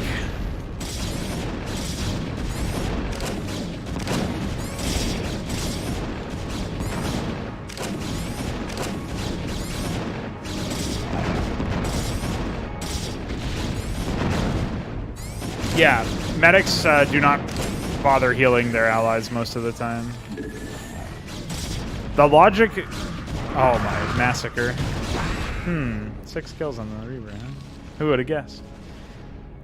So the logic of the Hydralisk, or the medic movement is such that you basically have a situation where the AI says, hey, I have a damaged unit. I also have a medic. I'm going to tell that medic to heal that damaged unit. It's like Babby's first logic puzzle, except they don't bother to check the distance between the units, whether or not there's another medic that's closer that has the order to heal that unit already, whether or not there's enemy units in between the medic and the unit that needs healing. It's just scrap cobbled together. Every medic in the entire map will migrate towards the one damaged unit in the other corner. It's so laughable.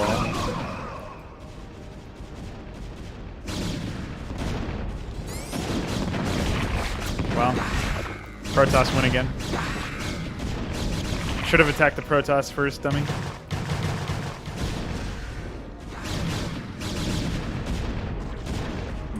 I mean, what I can definitely do right now, anyway, is add that to the observations. So, hold on one sec. Just gonna rename this.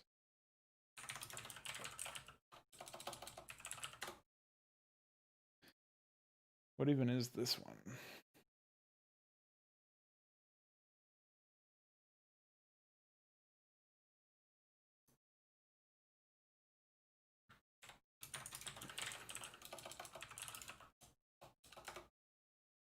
Yeah, I'll just delete this. It doesn't need to be here.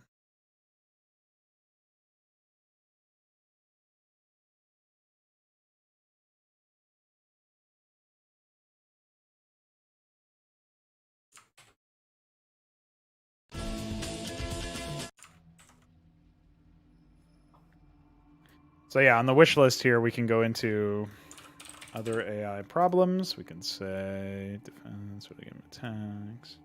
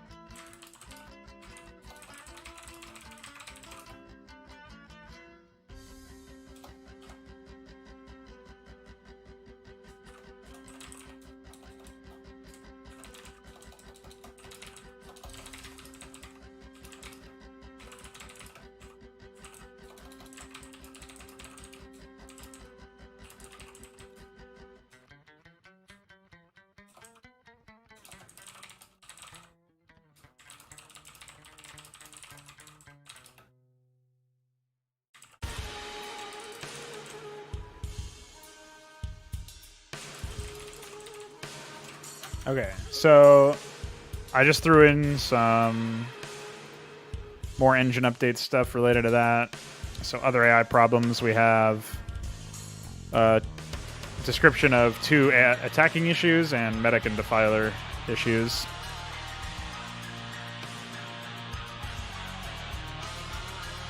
Medics are really like problematic across a bunch of different points. Medics will just suicide into the enemy, like the targeting region or whatever. Like if the AI targets a region that has a bunch of sunken colonies and their attacking units like Marines, Firebats, whatever, get destroyed by the sunken colonies, medics will, instead of walking back to the main base and be like resetting and no longer becoming part of the attack party, they just fucking suicide into the static defense.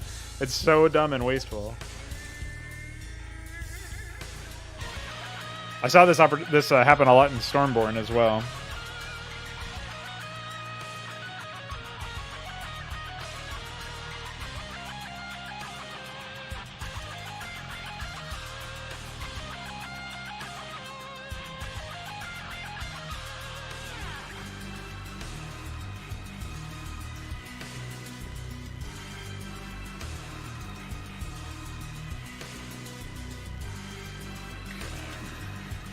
I also have to pop into the extended AI command guide and add a couple of new commands.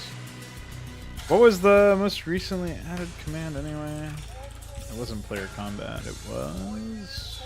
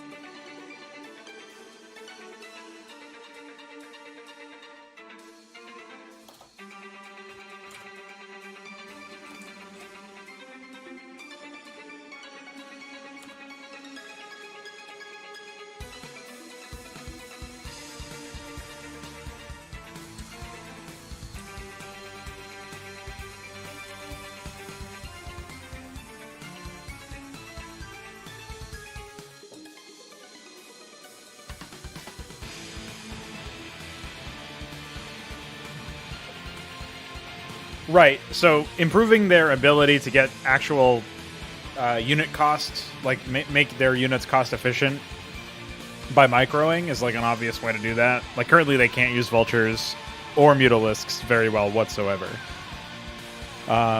So those two units in particular need kiting, and vultures obviously need mines, and mutas need like some sort of magic box thing going on.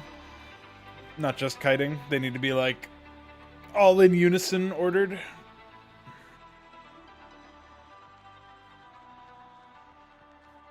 So, I mean, maybe kiting would be enough for them. If the AI gets to the point where they can magic box, like the whole reason why magic boxing is even like balanced in a sense is because it's such an APM intensive thing, and the AI obviously has no APM cap. So that's one of those things where actually if they use the unit to its full extent, they would just break the game's balance entirely, because they could do that with any number of Ultralisks. So, but yeah, eventually we'll be able to remove the resource multiplier once we improve their unit handling, and once we also improve their attack preparation.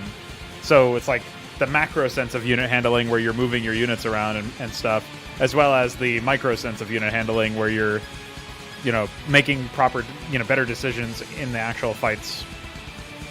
I think build space and like base layouts and stuff are a big deal too, but we can handle that with base layout and like new layout, like these commands that we have in campaign missions at least. So for the vast majority of the content that we'll be producing, because it's not going to all be melee maps or melee AI, we will at least have pretty good AI there.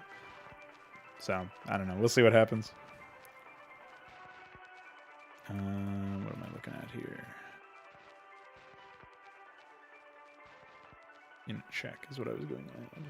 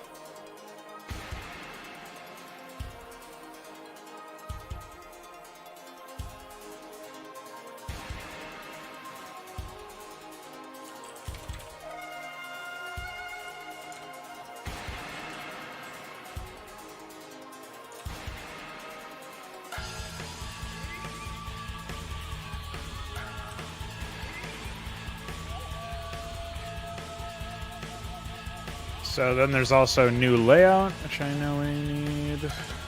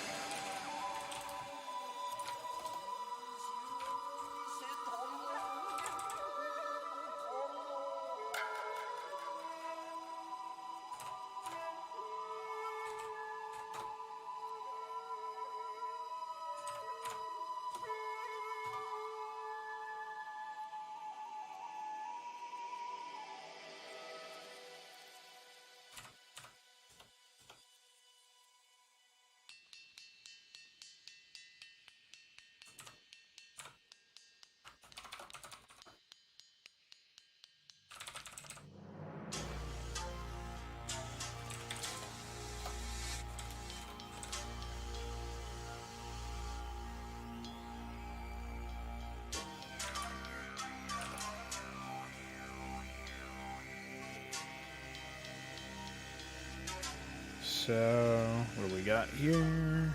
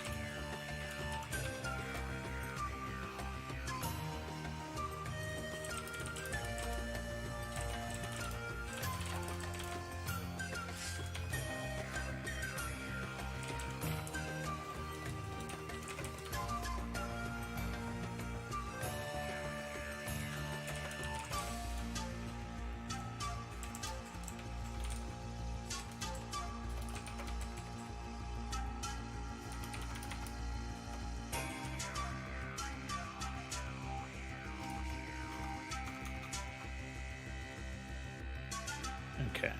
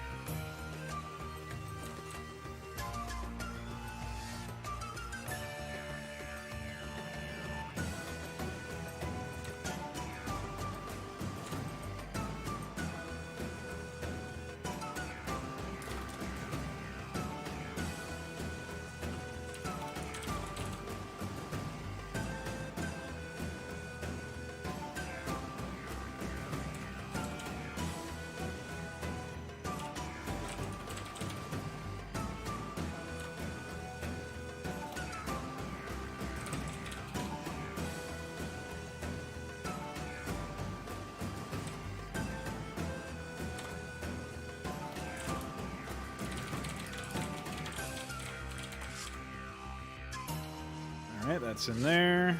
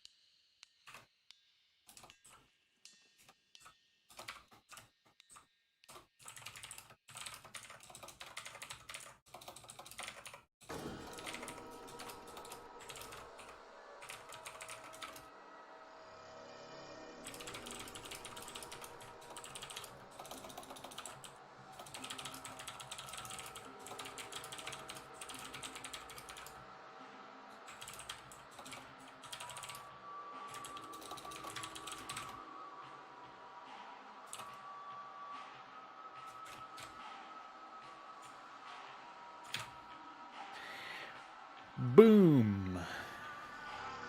Nice.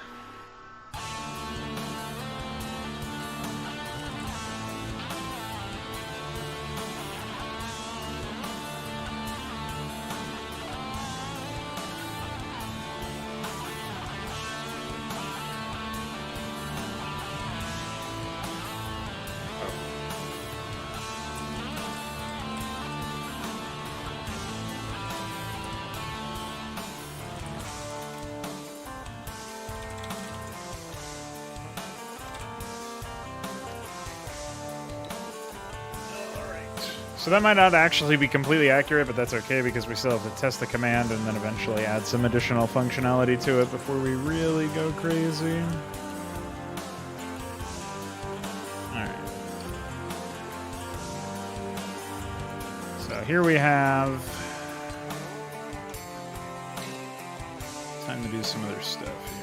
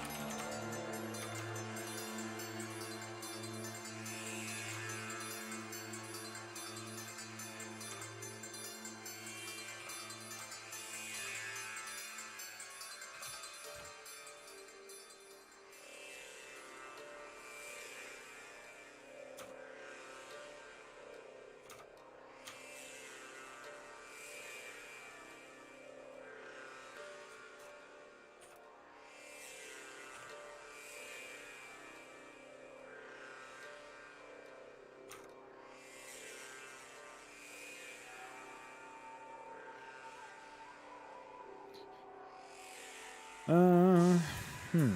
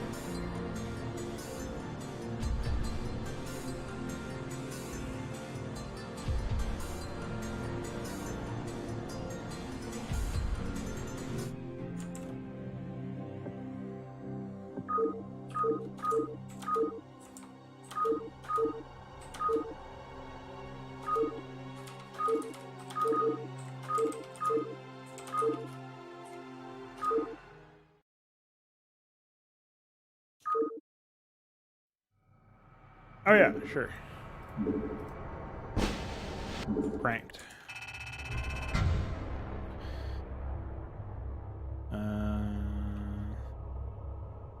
Oh, because it's user select. I gotta pre-place the units. Forgot about that. It's no longer user select, rather.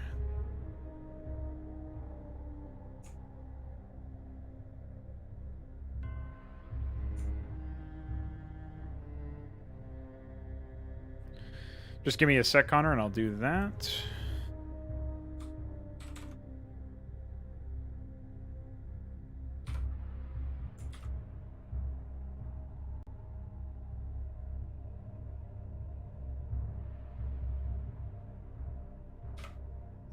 I think what you meant to say was, hurry it up.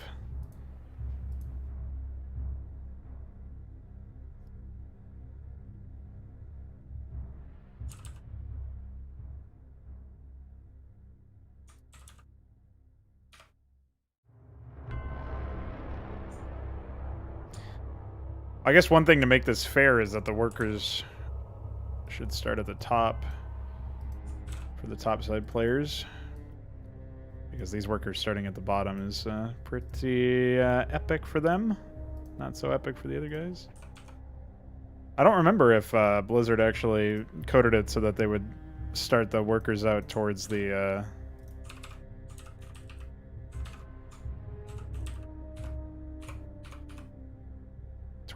resources or not. I can't remember if that's the case. Maybe they do the opposite, where they start it opposite of them or something.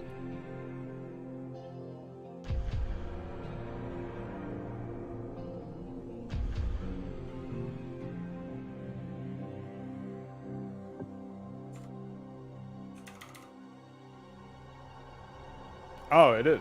Okay. How unfortunate. Okay, so yeah. Before I start that, I'm going to send Connor the documentation here, so I'll post it in the Hydra channel.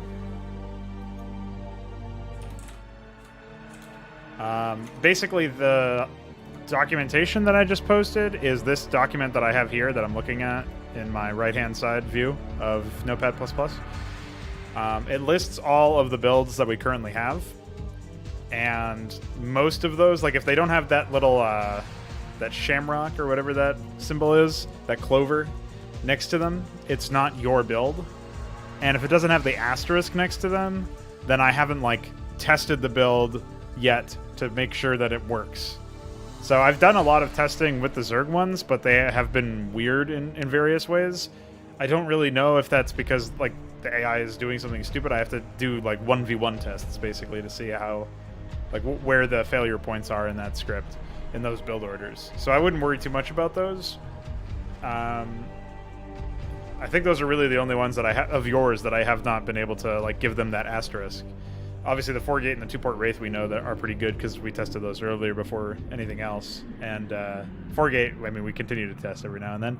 2-port Wraith, we did test it in VZergo 1, and it worked out really well, actually.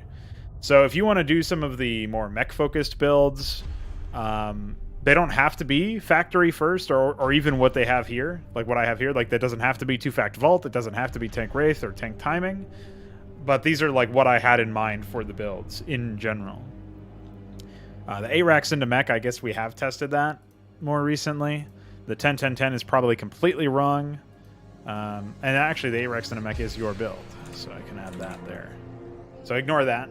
But the yeah, if you want to do a 12cc build or a 10-10-10 build or any mech or air-focused builds from them, or a Ghost first build or an 8-Rax build, those are the ones that we have like left over, right? That we don't really have good builds for the Terrans just yet.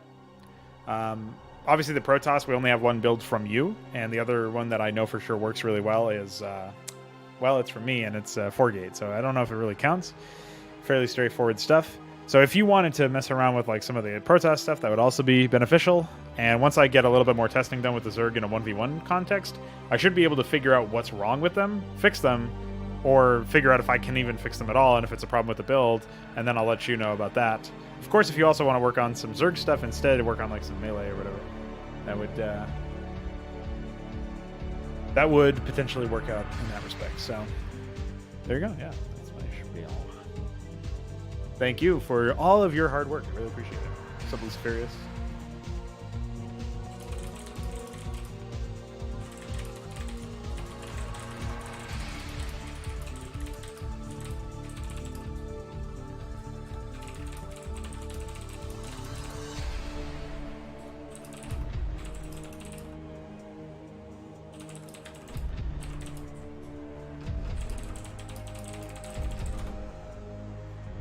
Alright, I do indeed have to use the bathroom, and then I shall return and get some work done on this test that I'm about to run, and then figure everything out. So, be ready.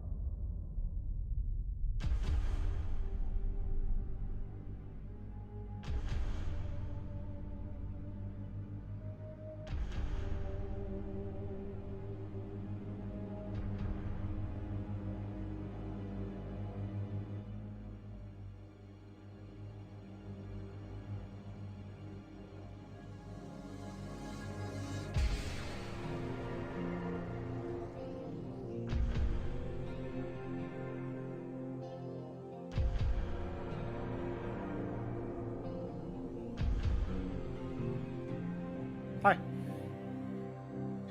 We're back. All right, let's get this show on the road, shall we?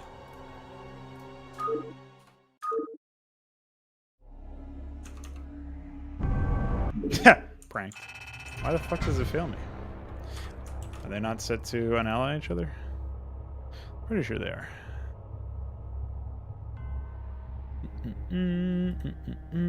They sure are. What's the problem? There's some dumb allied victory thing. Well, there is, but... Oh, maybe there's a defeat trigger? I don't think so, though.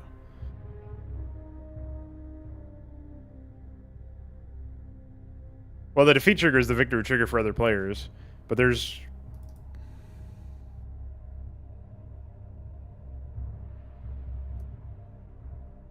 Maybe we can try setting that to force 1 and 2. I don't know why it would break now of all times. There we go.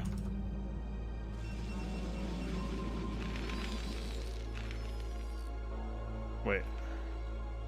Oh, I think I know why it happened earlier. Is because I wasn't doing it in UMS and closing the other slot because of that weird bug where closed slots in single player still turned into computer players. We will eventually fix that. Have no fear. And then there's that random division by 0 bug that happens every now and then, which just means I have to restart, do it again. Basically, sometimes when you enter a single player game and then you enter a multiplayer lobby and play that instead, it will occasionally divide by 0 for no reason. We should definitely look into fixing that, but it's not super easy to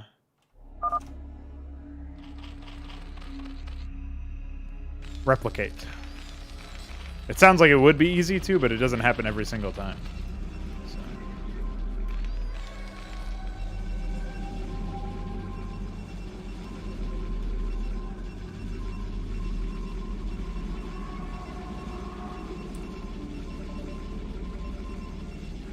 There's an integer division by 0.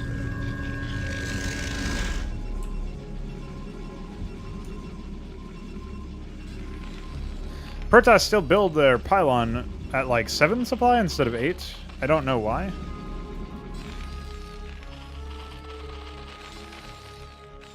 Because Terrans don't do that. So I wonder if that's like a Protoss specific thing, that if they try to build their pylons earlier than Terrans do their depots. I couldn't tell you why that might be, but it's okay. Yeah, no ghosts allowed here at Pronago Productions. So cross positions for all the races, right? Bottom right, purple Terran across from the top left, red Terran.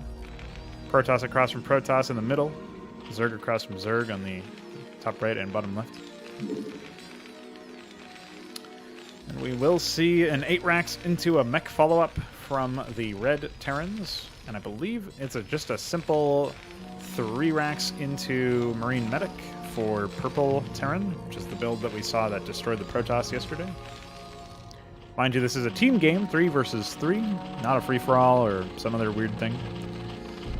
Could have been a race war. Could have been a... I actually don't even know. Is KCM, the Korean race war stuff, is that stuff like related to, all Zergs will fight all Terrans or something? And I don't know. I don't know exactly how they do that. I should look into that. Nice bunker placement.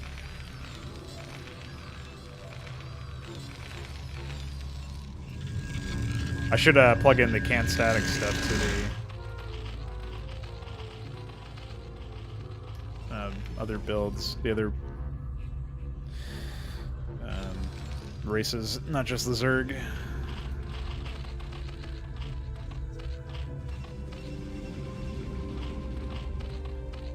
So I can't quite remember what the builds are here. I think we have a 1-gate Goon Expo coming out from one of these players, but I don't know whose it is.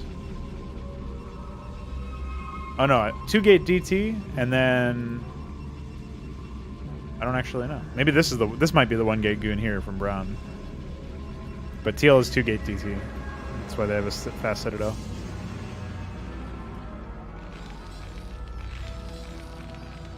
Comes the Armory follow-up. Should have removed the Crash Battle Cruisers because they will just keep spinning. Ready to kill. Yeah, Nick. Don't remind me. Ready to kill. Yes. Prepare to die.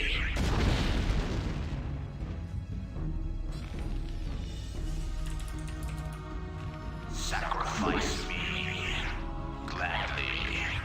Let me serve. Immediately. That'll burn down eventually. Sacrifice me. Gladly. Immediately.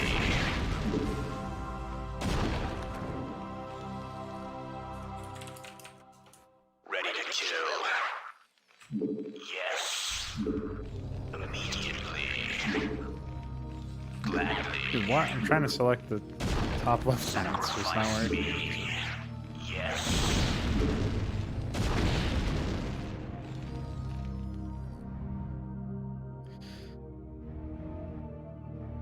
They'll figure it out eventually.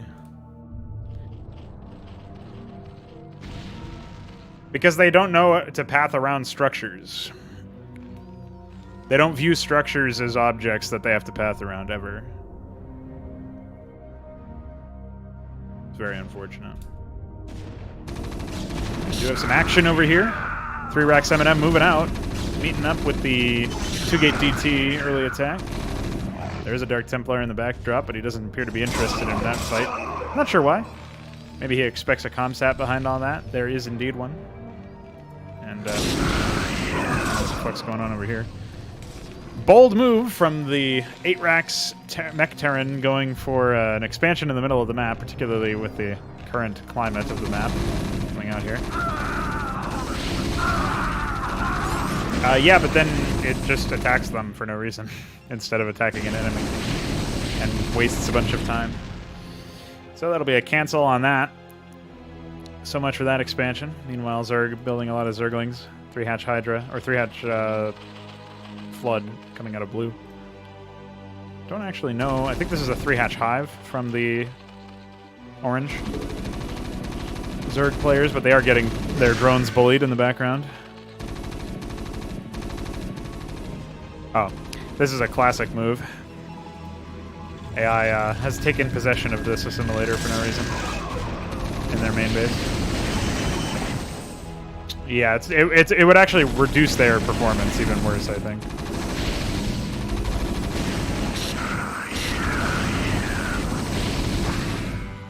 Can anything stop the Marine medic push? I am not convinced, particularly since sometimes Zerglings are just sitting here doing nothing.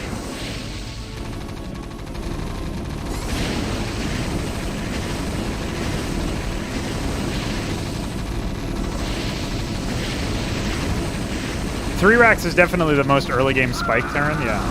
For sure. Oh, Ahmed.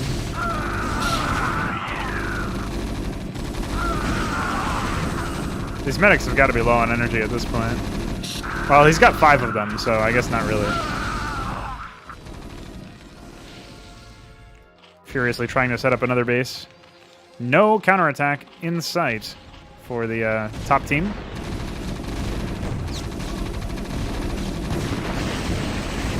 Meanwhile, a bunch of Frank. Now they are still mining behind all this, across both of their bases. And it does appear that we have some more reinforcements coming in, but whether or not it'll be anytime soon remains to be seen. Whether or not it'll even be successful remains to be seen.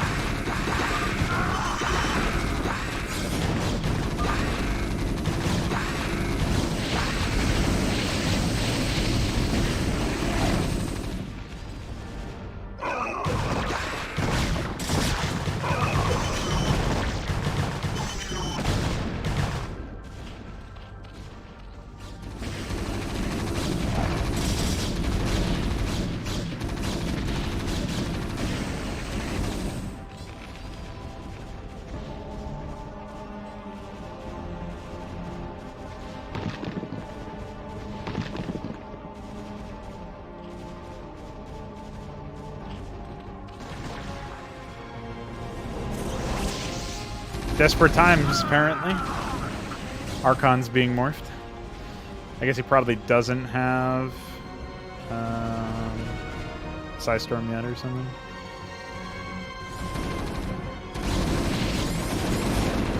Well, this is vicious. Let's see what they can do to come back.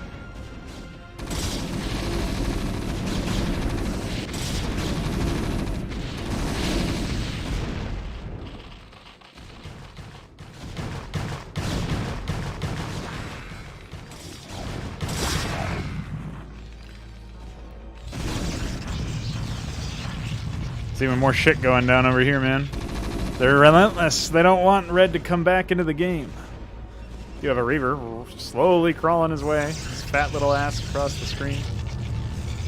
Maybe there'll be a shuttle sometime soon. Scourge sniping the one scout of Brown.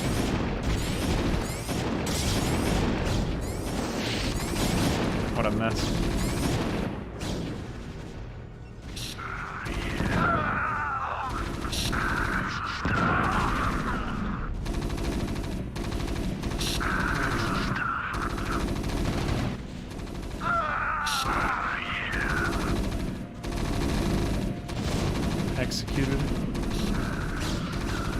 Reaver's gonna be wishing he was back home at this point. Don't worry, his cousin's over here.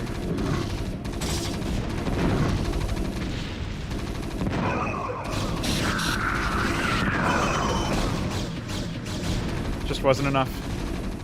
Finish that Psystorm, bro.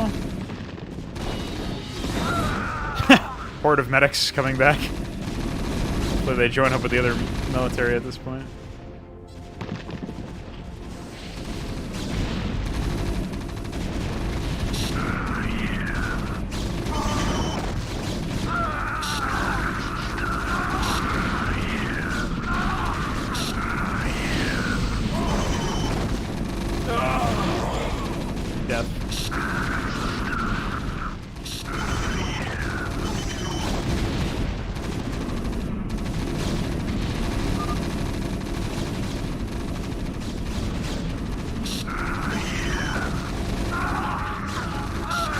Yeah, it's just been reinforced.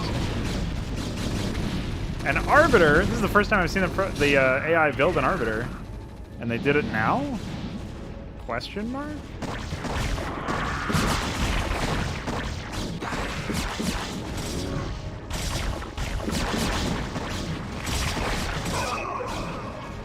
I can't wait for MapQuare so that we can set resource areas and shit. That'll be really nice.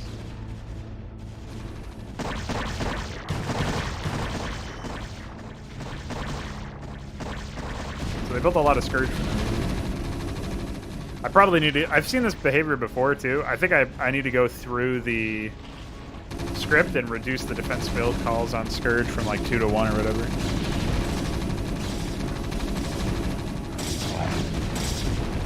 There's some Hierophants. Some Legionnaires. Ugh.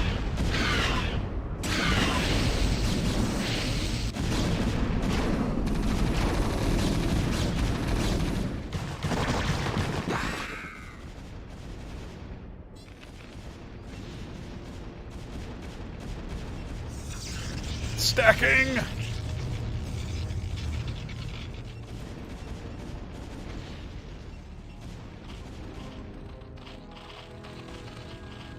Yeah, once these AI get ahead, it's pretty hard to stop them.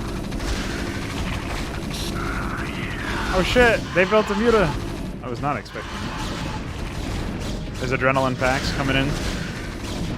Not that it matters, they're not in any danger.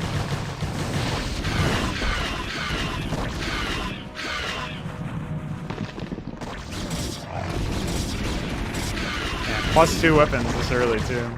Nice.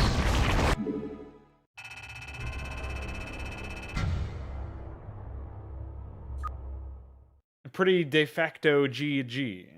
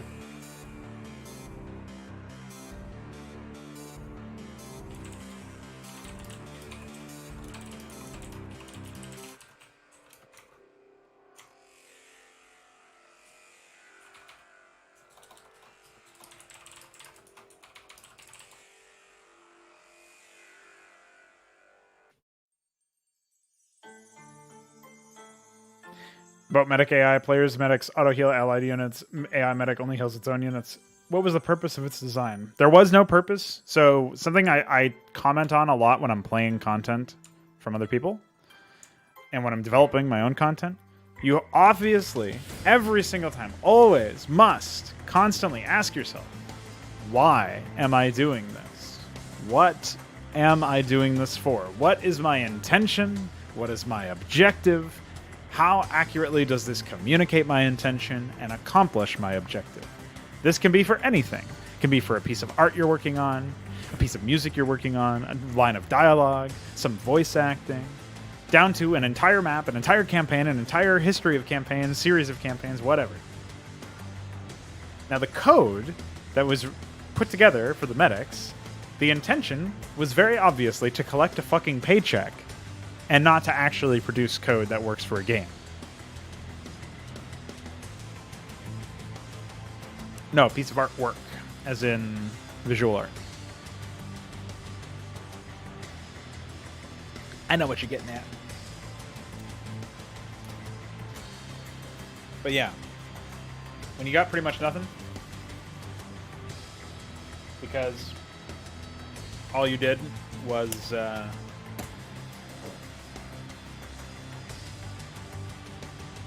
write the bare minimum code necessary for the function to work, you weren't considering what you were really doing, or what you should have been doing. You weren't really thinking about what might have been useful or appropriate for the particular case that you're trying to accomplish. You weren't really thinking, hey, this AI needs to be able to heal units that are it and its allies. What can I do to provide that sort of treatment? Is there something specific I can do? Maybe I can write some code that figures that out. No. There was no thought put into it in that way. That we know.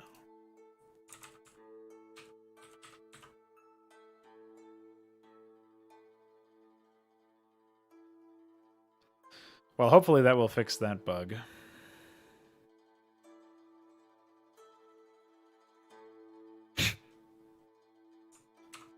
Why? Why?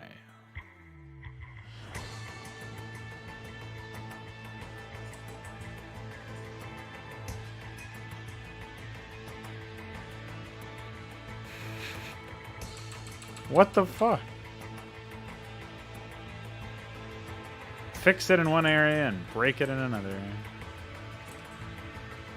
And I can't even mirror it so that it was one on one side and one on the other.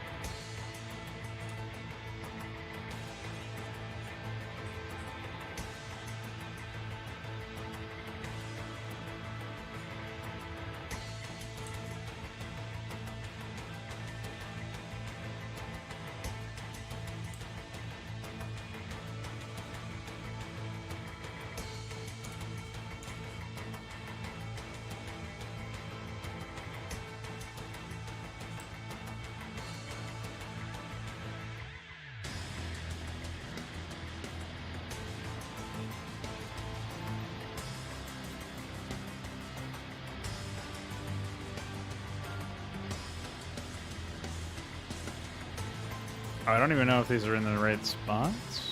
Question.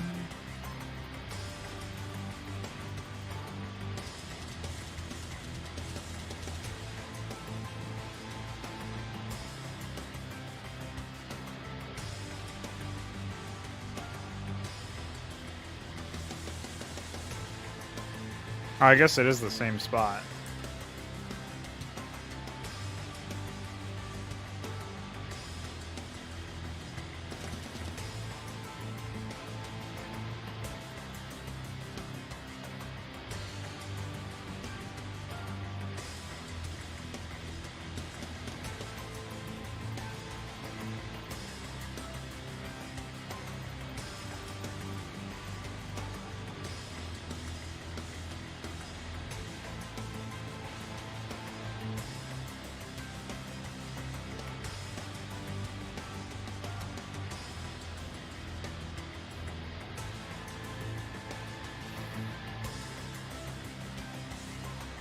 Apparently they are, but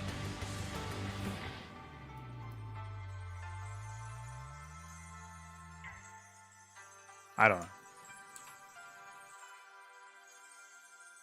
Maybe it's fine. Doesn't seem symmetrical to me, but it's okay. It's okay.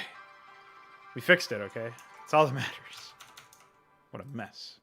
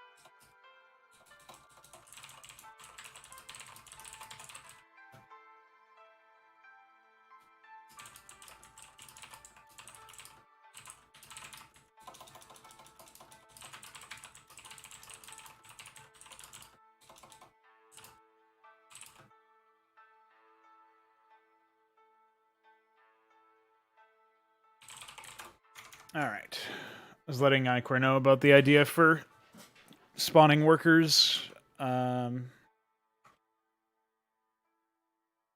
the appropriate spots closer to the mineral fields.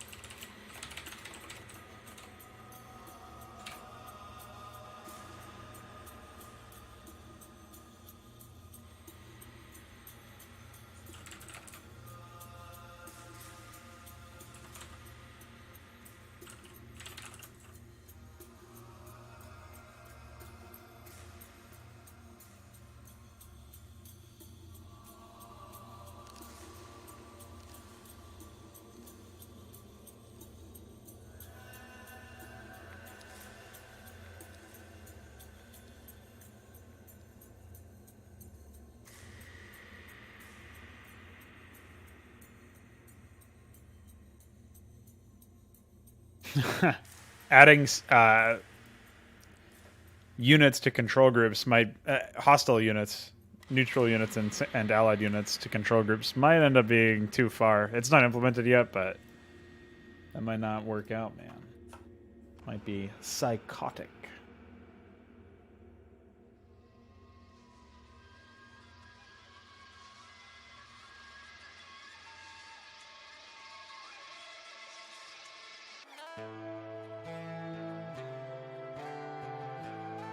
Those that Terran guide looks pretty good. Thank you for recoloring it and stuff. I don't know if you need to put upgrade in parentheses for U-238 shells and infantry weapons and stim packs and all that. I think it should be fine to just color code them differently, but up to you. Either way, make sure that if you are going to keep the upgrade denotation there, I would always have it to the right, because sometimes it's to the left, or always have it to the left if you want it there, but always to the right looks cleaner, in my opinion.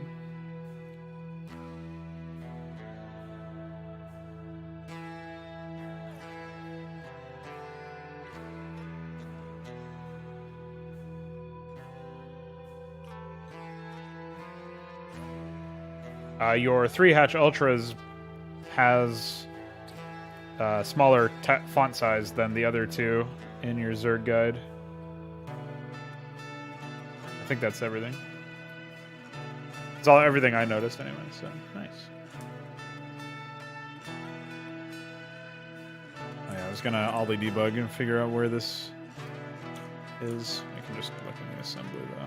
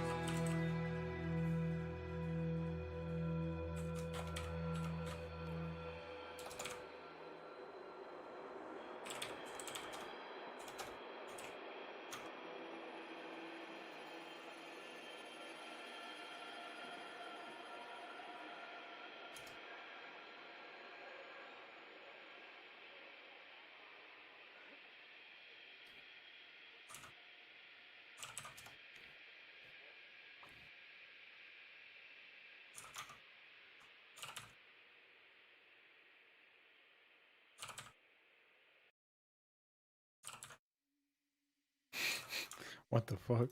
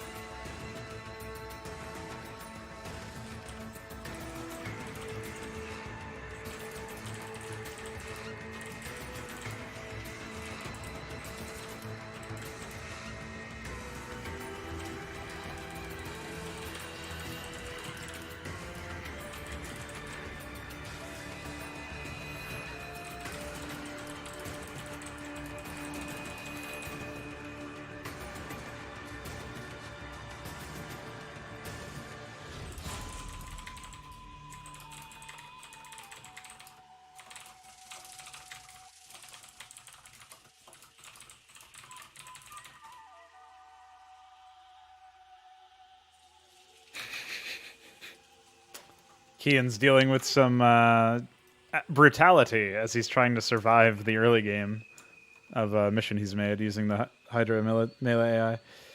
It's not going too well for him, I must say.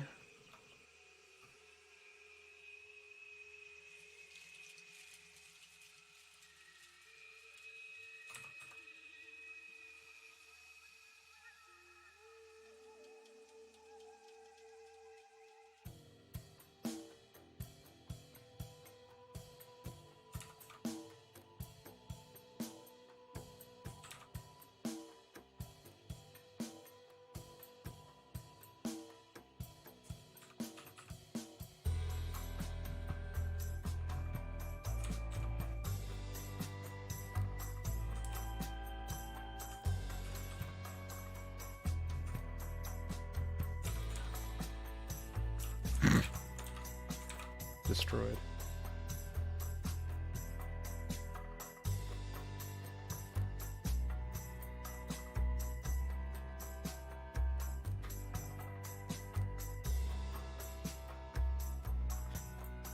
I guess it's a good trainer for the early game. Like, if you're not on point, if you float money, you die. But sometimes you die anyway, so it needs to be like in a 1v1 context to really work out properly, I think.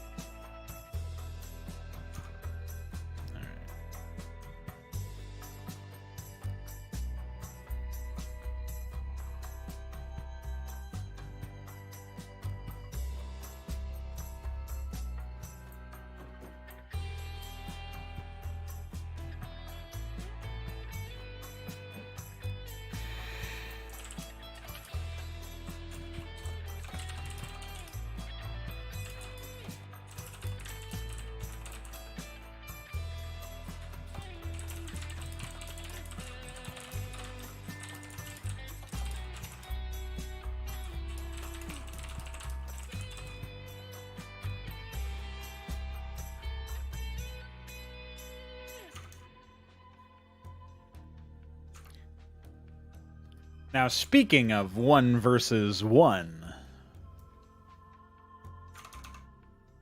there should probably... I was thinking we should get a... I'm glad you enjoy your artwork there. I'm already using it quite a bit, so... But, fuck, what was I about to say? I was thinking I should actually make a 1v1 map, just so that it's easier for me to test this stuff. But, that all being said... I think there was also something else I wanted to look at for fixing something in this map. This is obviously Balathal's map. I've just been slowly patching up any issues that I find. I thought I saw something earlier that was busted. Oh, well, this is busted, but that's not that big of a deal.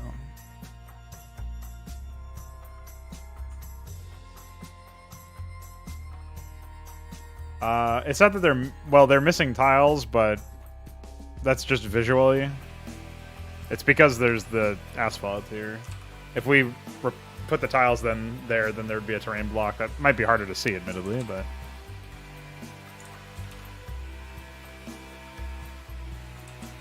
yeah, there's still that terrain block there, the loss of detail. I'll throw it in there anyway, because it's a little bit harder to see due to the lighting.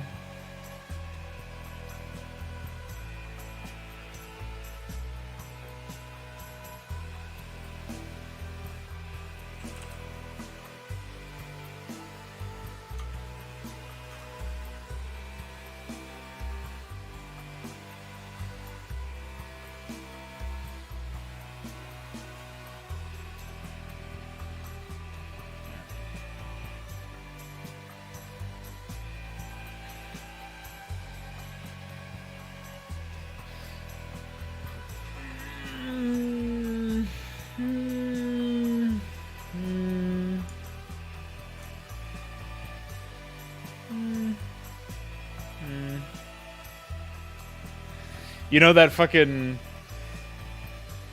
1v2 map I made a while ago, Conspira3? That would be a disaster with the melee AI.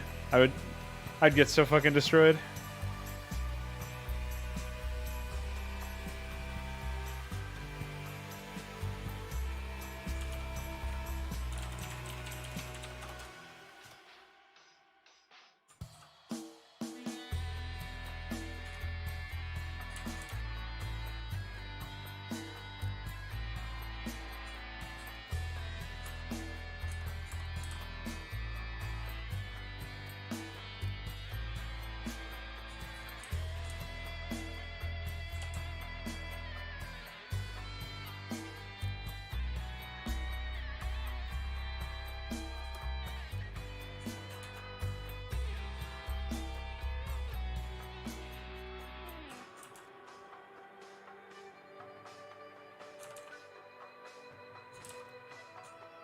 There are some wild expansions in this.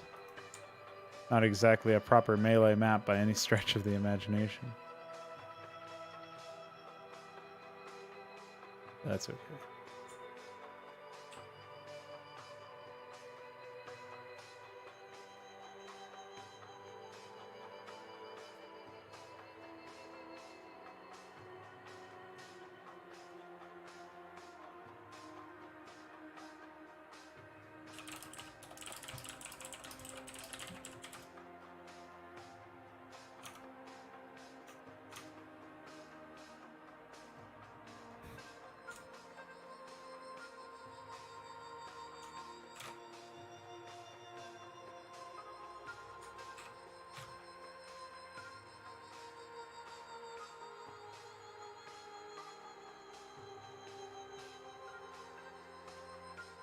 Oh. Forces are different.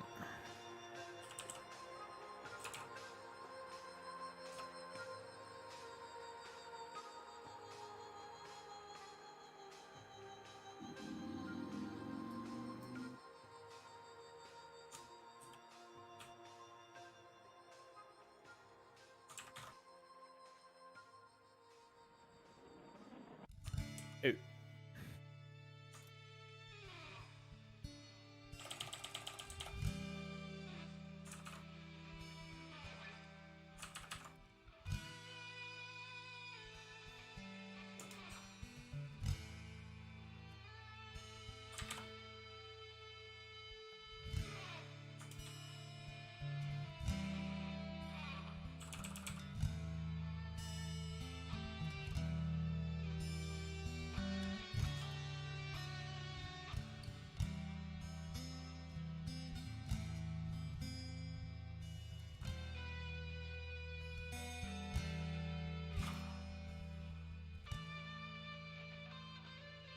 Why did he make it so annoying to use this fucking feature, man? Wow.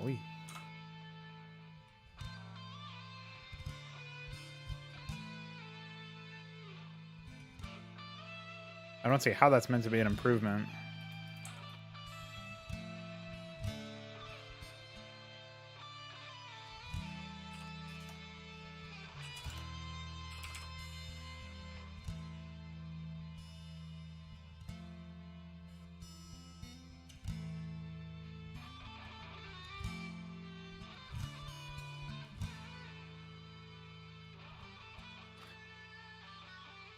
All right. So I'm trying to see here. What do we got? We got 3 racks Marina Medic is a pretty good build, and then a BBS build after that. That goes into mech, might not be bad. So if we do 4, 4, and 2, 2, I think. Nice.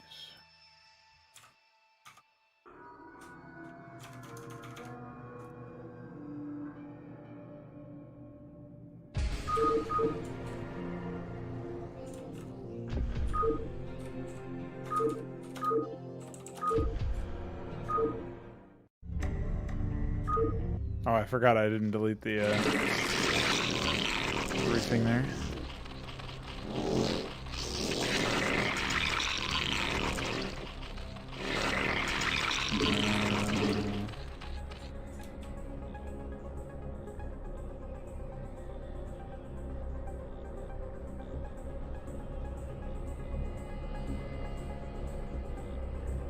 Oh, that's weird. It didn't bring with me with the it didn't bring the run AI script stuff for whatever reason.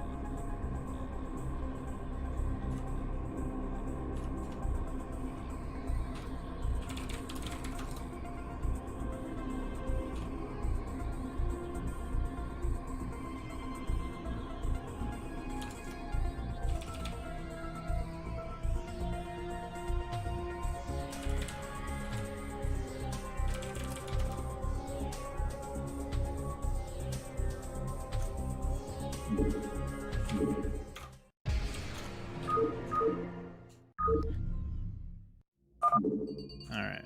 Yeah, we do indeed have the right personalities selected. Are you guys ready to see me get destroyed by some Terrans? The trick question. The answer is yes. You guys are ready.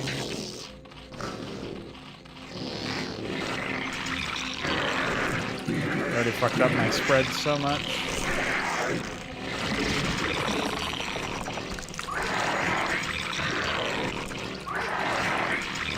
Thankfully, I have a little bit of this area revealed for me, which is nice. Nice of past me to set it up that way.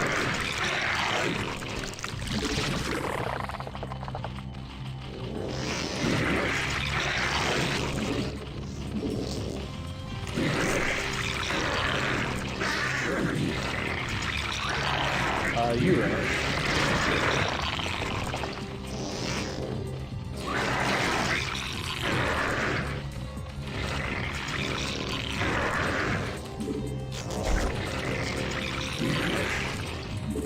Require more minerals.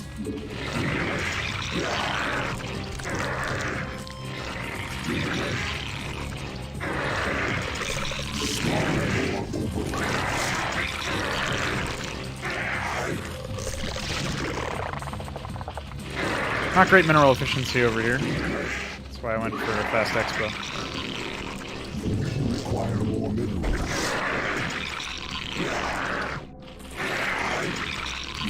Require more minerals.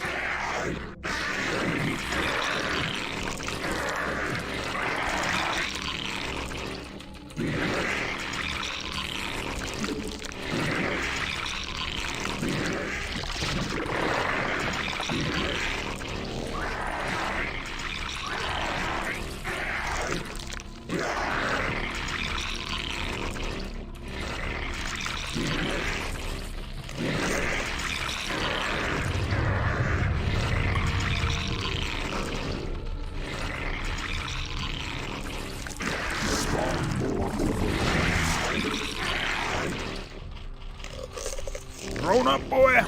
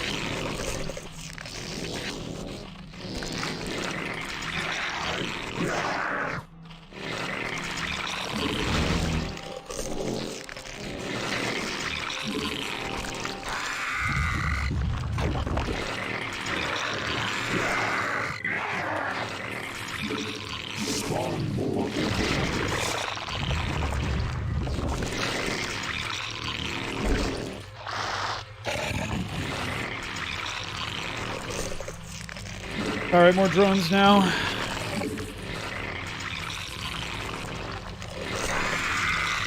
Should be safe-ish. Another Overlord. Banking on the future here, man.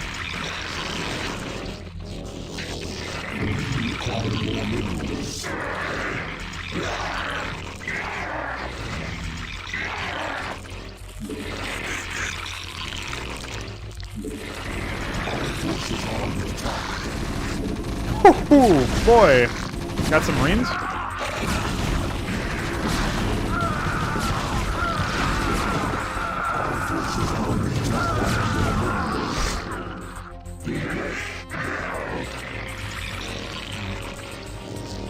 Lost some drones over there. Require more minerals.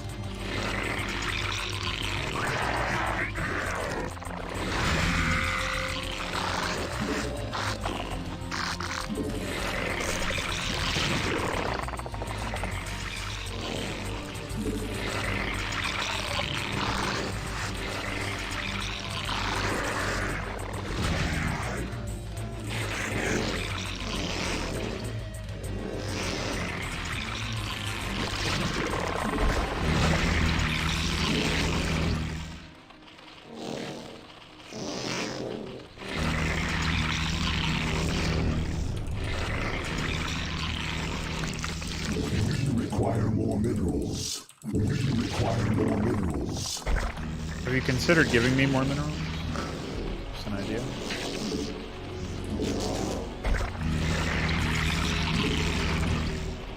Guess we'll go Evo and then Hydra. Require more minerals. I'm very scared about the silence from the other player. Maybe this just turned into a 1v1 because the other guy fucked up. I wouldn't imagine this.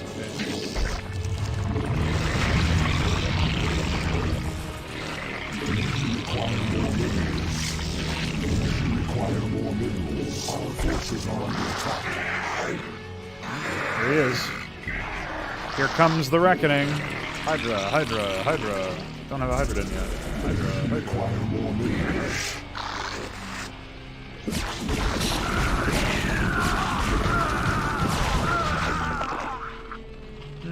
It's got to be more than that.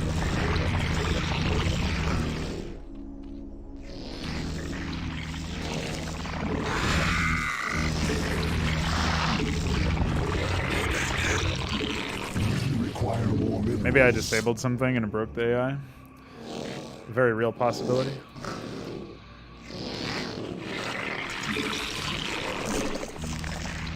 Require more minerals.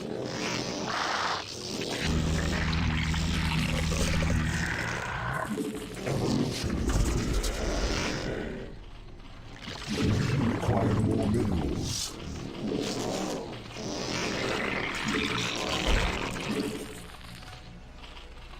Require more minerals.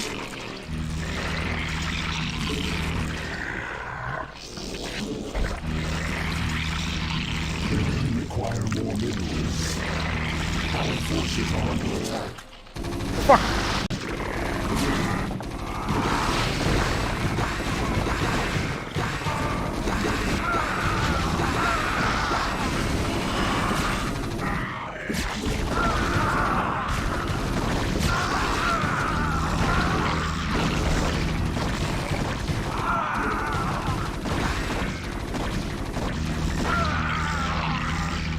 Skin of my teeth there.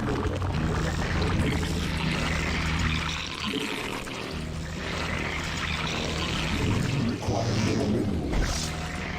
Require more minerals.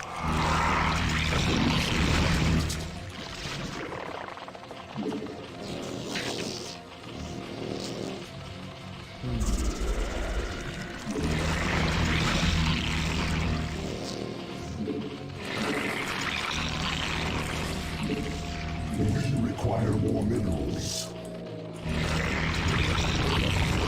Require My Zerglings have served their purpose for now.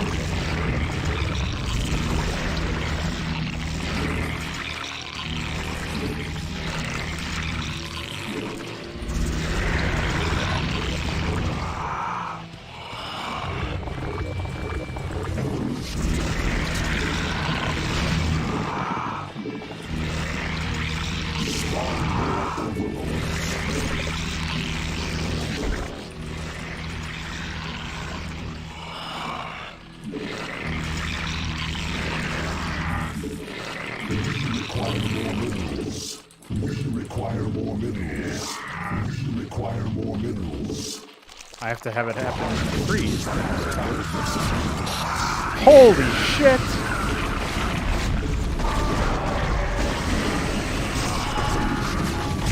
No, this is the build that gets a comp stop!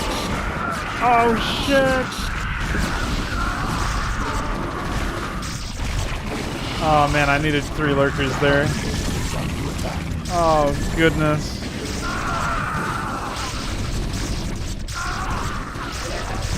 What a disaster.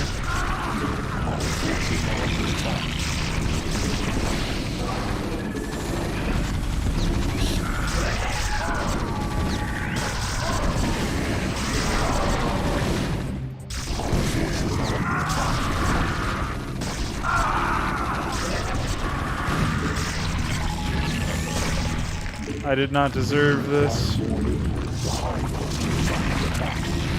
Holy shit, they killed all my units still. I thought I was gonna drive them back. This might actually be it. No, they did not have only one scan. They had another one.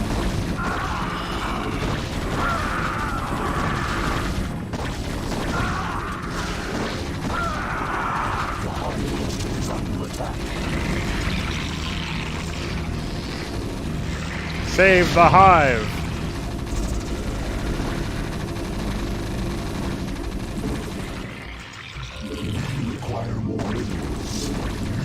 It's almost certainly GG, but it's okay. We'll do what we can. Which is not much since we lost our natural.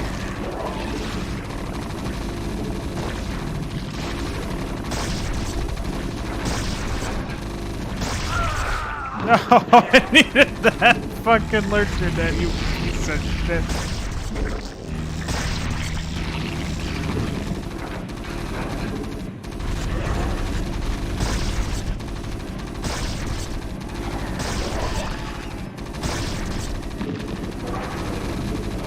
What a mess.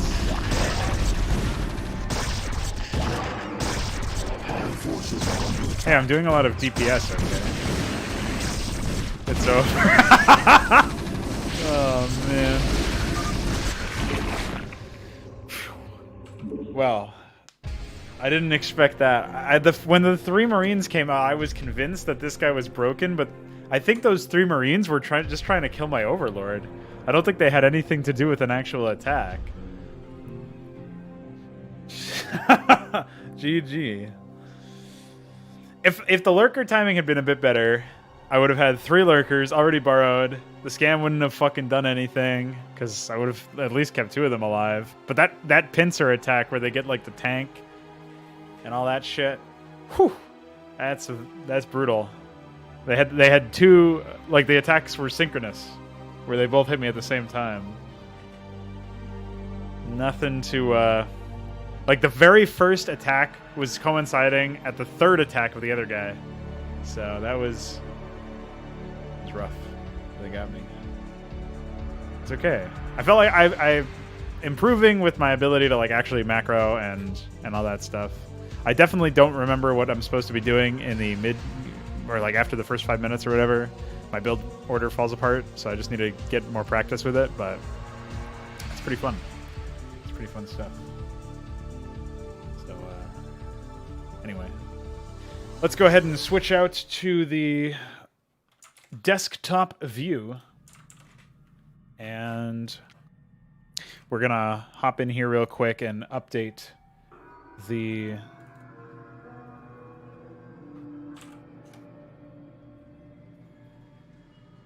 static defense thing.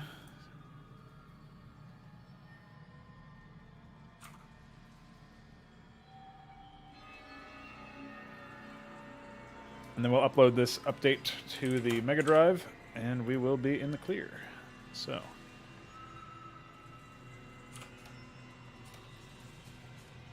Alright, so we're going to go to add bunker, add turret, add cannon.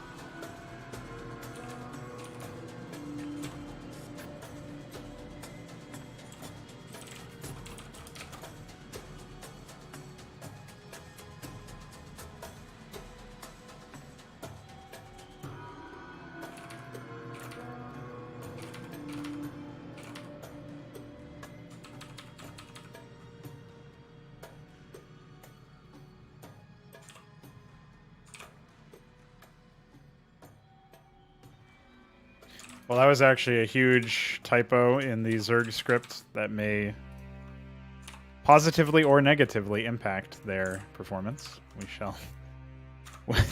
We're gonna remain skeptical of that, but we'll see what happens.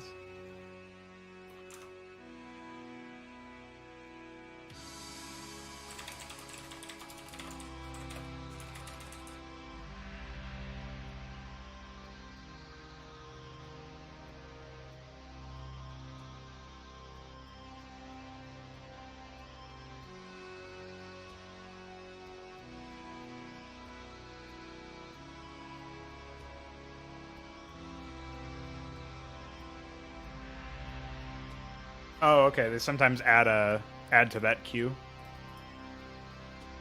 basically, instead of using an idle one. They do this a lot with.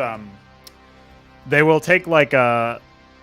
This is like an add-on related issue for Terrans, but I've seen a similar kind of issue where they have a factory or a barracks or whatever, some sort of production structure that has space for an add-on, but they won't pick that one. They'll pick one that doesn't have space for an add-on.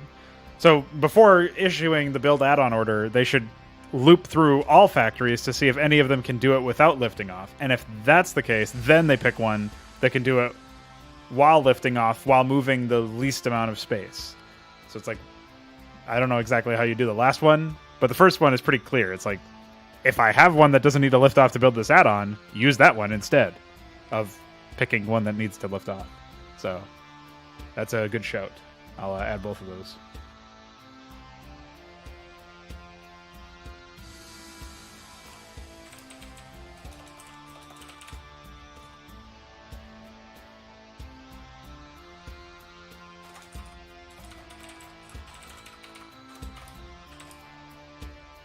You should check to see if that issue still happens with Unstart Campaign. It probably does, but I know that there's a lot of stupid shit in the campaign class of AI that like just built in a delay on a lot of their behaviors. That doesn't always... Maybe the delay is reduced or outright removed in some cases when you have the melee class AI.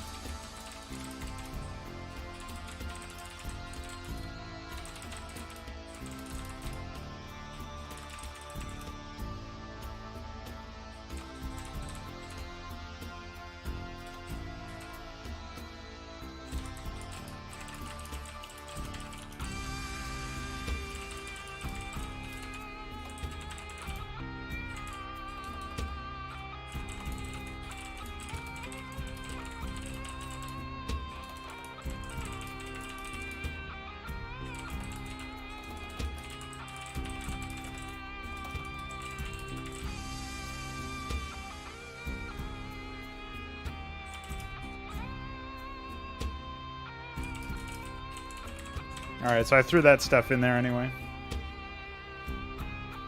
Well, in my case, I just wrote it at the top. The same place where you would write start campaign if you were Blizzard and didn't realize that UMS set it to campaign class.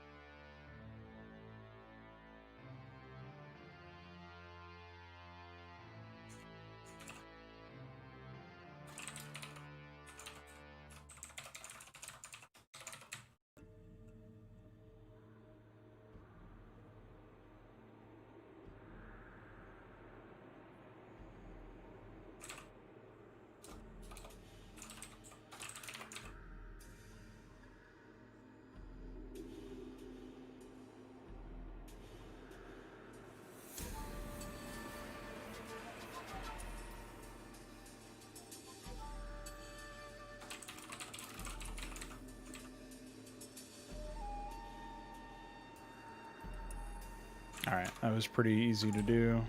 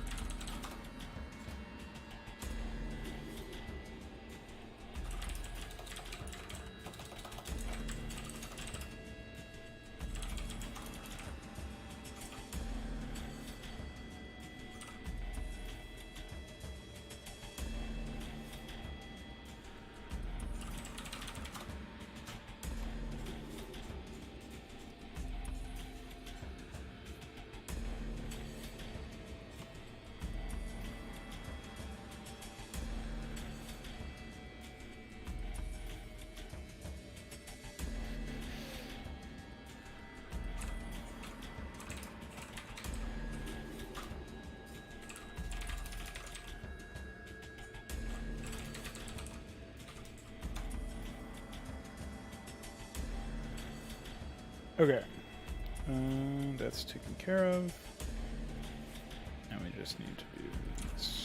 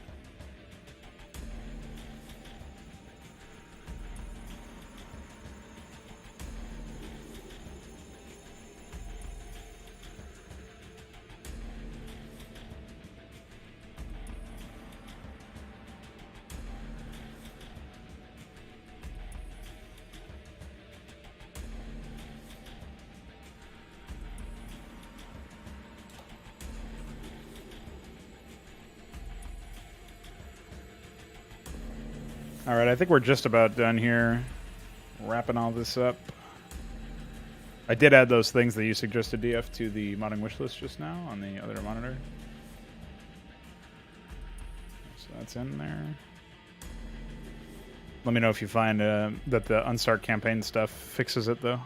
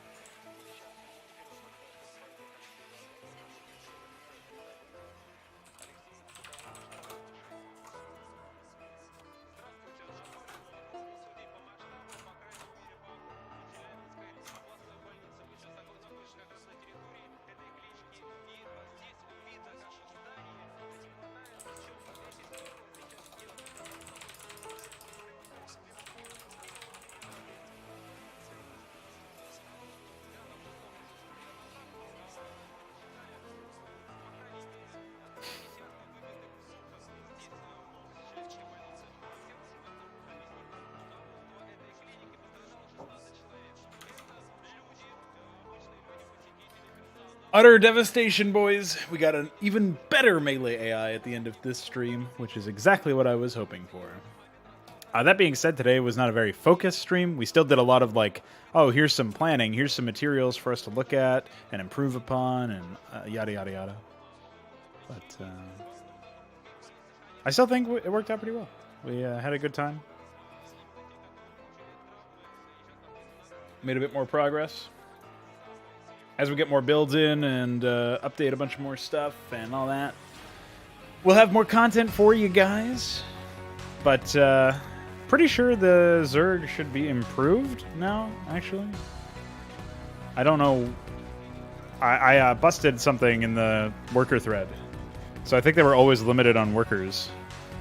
But I feel like that's not the case. I feel like I've seen them build a ton of workers, so it's hard to know. Let me double check exactly what I corrected just now.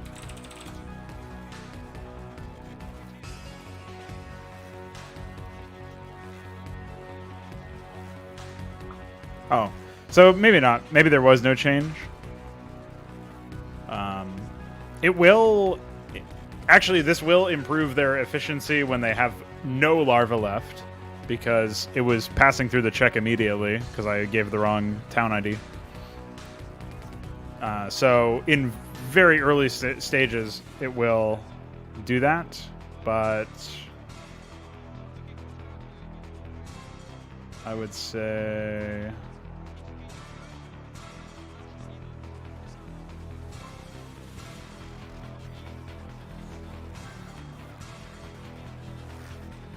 So we're actually going to do this stuff. I mean, they already have at most larva areas here, so I don't think that's really necessary. Oh, it at least waits one larva. So yeah, maybe it'll improve their efficiency in a minor way. But anyway, we improved some other stuff. I'm happy about that. We will continue to make these improvements. I think in the next few days we should be able to start working on the campaign AI personalities. But it's tough to say because we are getting more commands in from iQuery now, and that might lead to more revision and editing and updating the code and all that stuff for the actual melee AI. Though on a systemic level, like systems-based level, I don't really know what would be a dramatic improvement at this point. I feel like we've got some pretty good stuff already, so the question is really like, when can we improve the stuff that I just wrote down in the modding wish list, where I talk about all sorts of stuff there.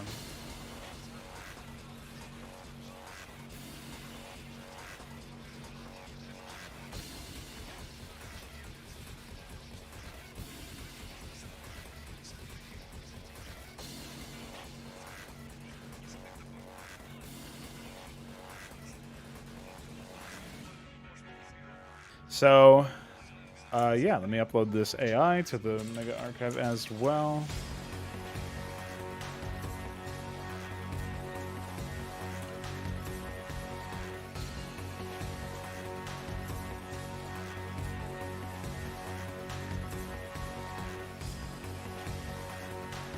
Bing, bing, bing, bong. We're good. Close that.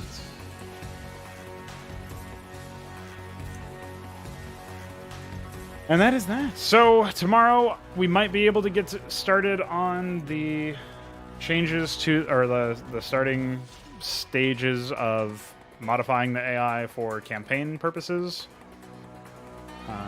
Now that I've implemented can static as a way to stop the AI from getting static defenses in the early stages, that's like a more recent systems-based improvement that I've made. Mining count, I don't think it's that important right now. We might find a way to make that better than, like, basically make it an AI script comparison command or something that just checks the status of things instead of you having to keep track of it in the script. So we'll see about that one. But yeah, I think things are okay, generally speaking. I think most of these are taken care of.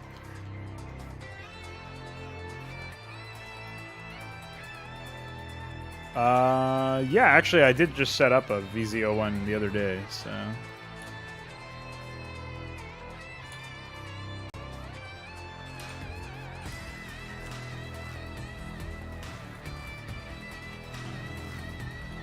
I don't remember if...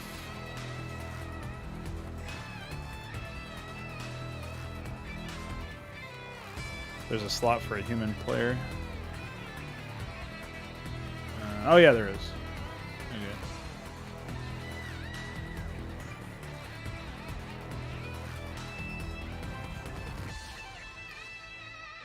So you'll have to go and...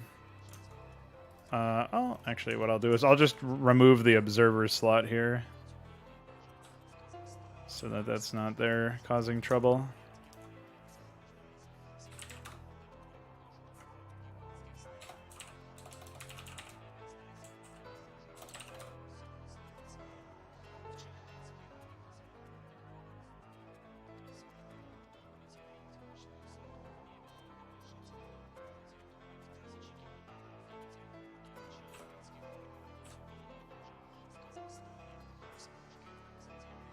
All right, that's in there if you want to take a look at it. Good luck. Let me know how it goes.